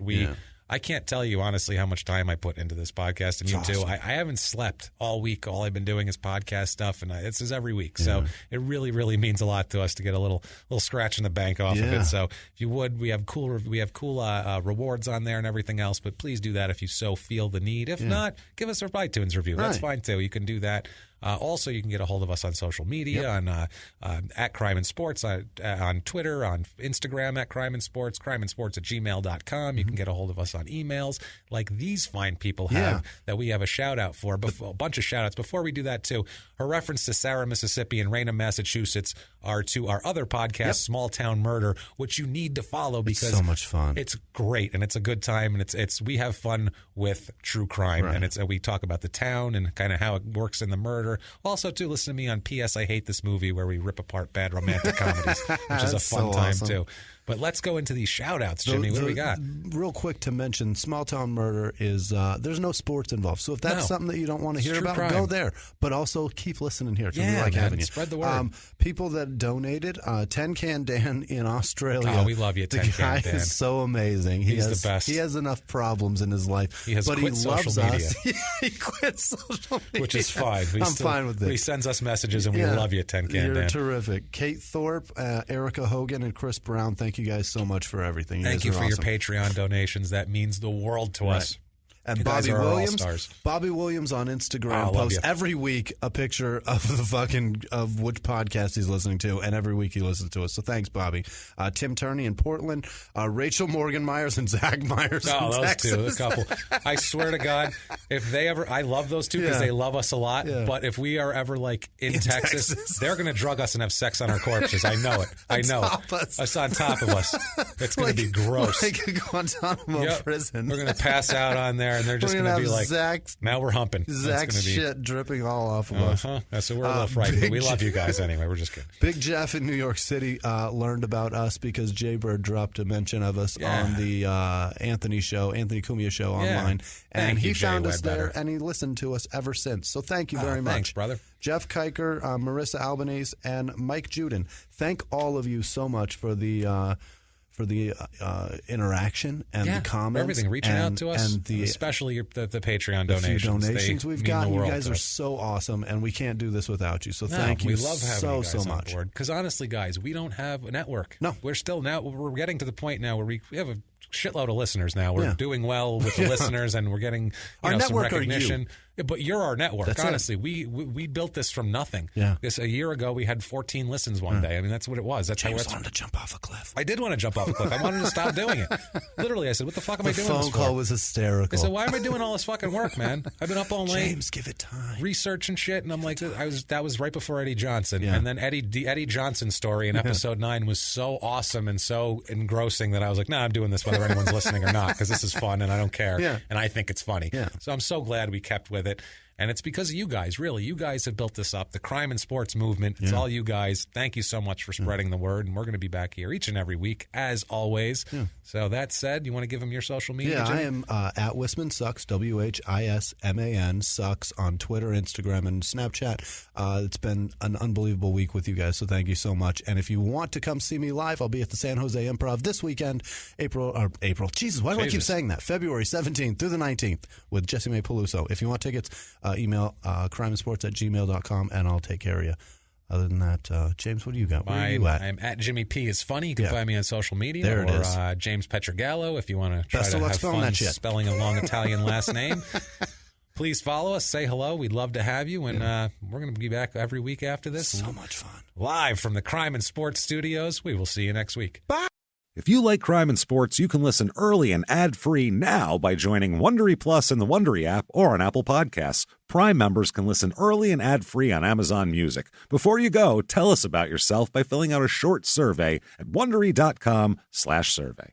A few miles from the glass spires of Midtown Atlanta lies the South River Forest. In 2021 and 2022, the woods became a home to activists from all over the country who gathered to stop the nearby construction of a massive new police training facility, nicknamed Cop City. At approximately 9 o'clock this morning, as law enforcement was moving through various sectors of the property, an individual, without warning, shot a Georgia State Patrol trooper. This is We Came to the Forest, a story about resistance. The abolitionist mission isn't done until every prison is empty and shut down. Love and fellowship. It was probably the happiest I've ever been in my life. And the lengths we'll go to protect the things we hold closest to our hearts. Follow We Came to the Forest on the Wondery app or wherever you get your podcasts. You can binge all episodes of We Came to the Forest early and ad-free right now by joining Wondery Plus.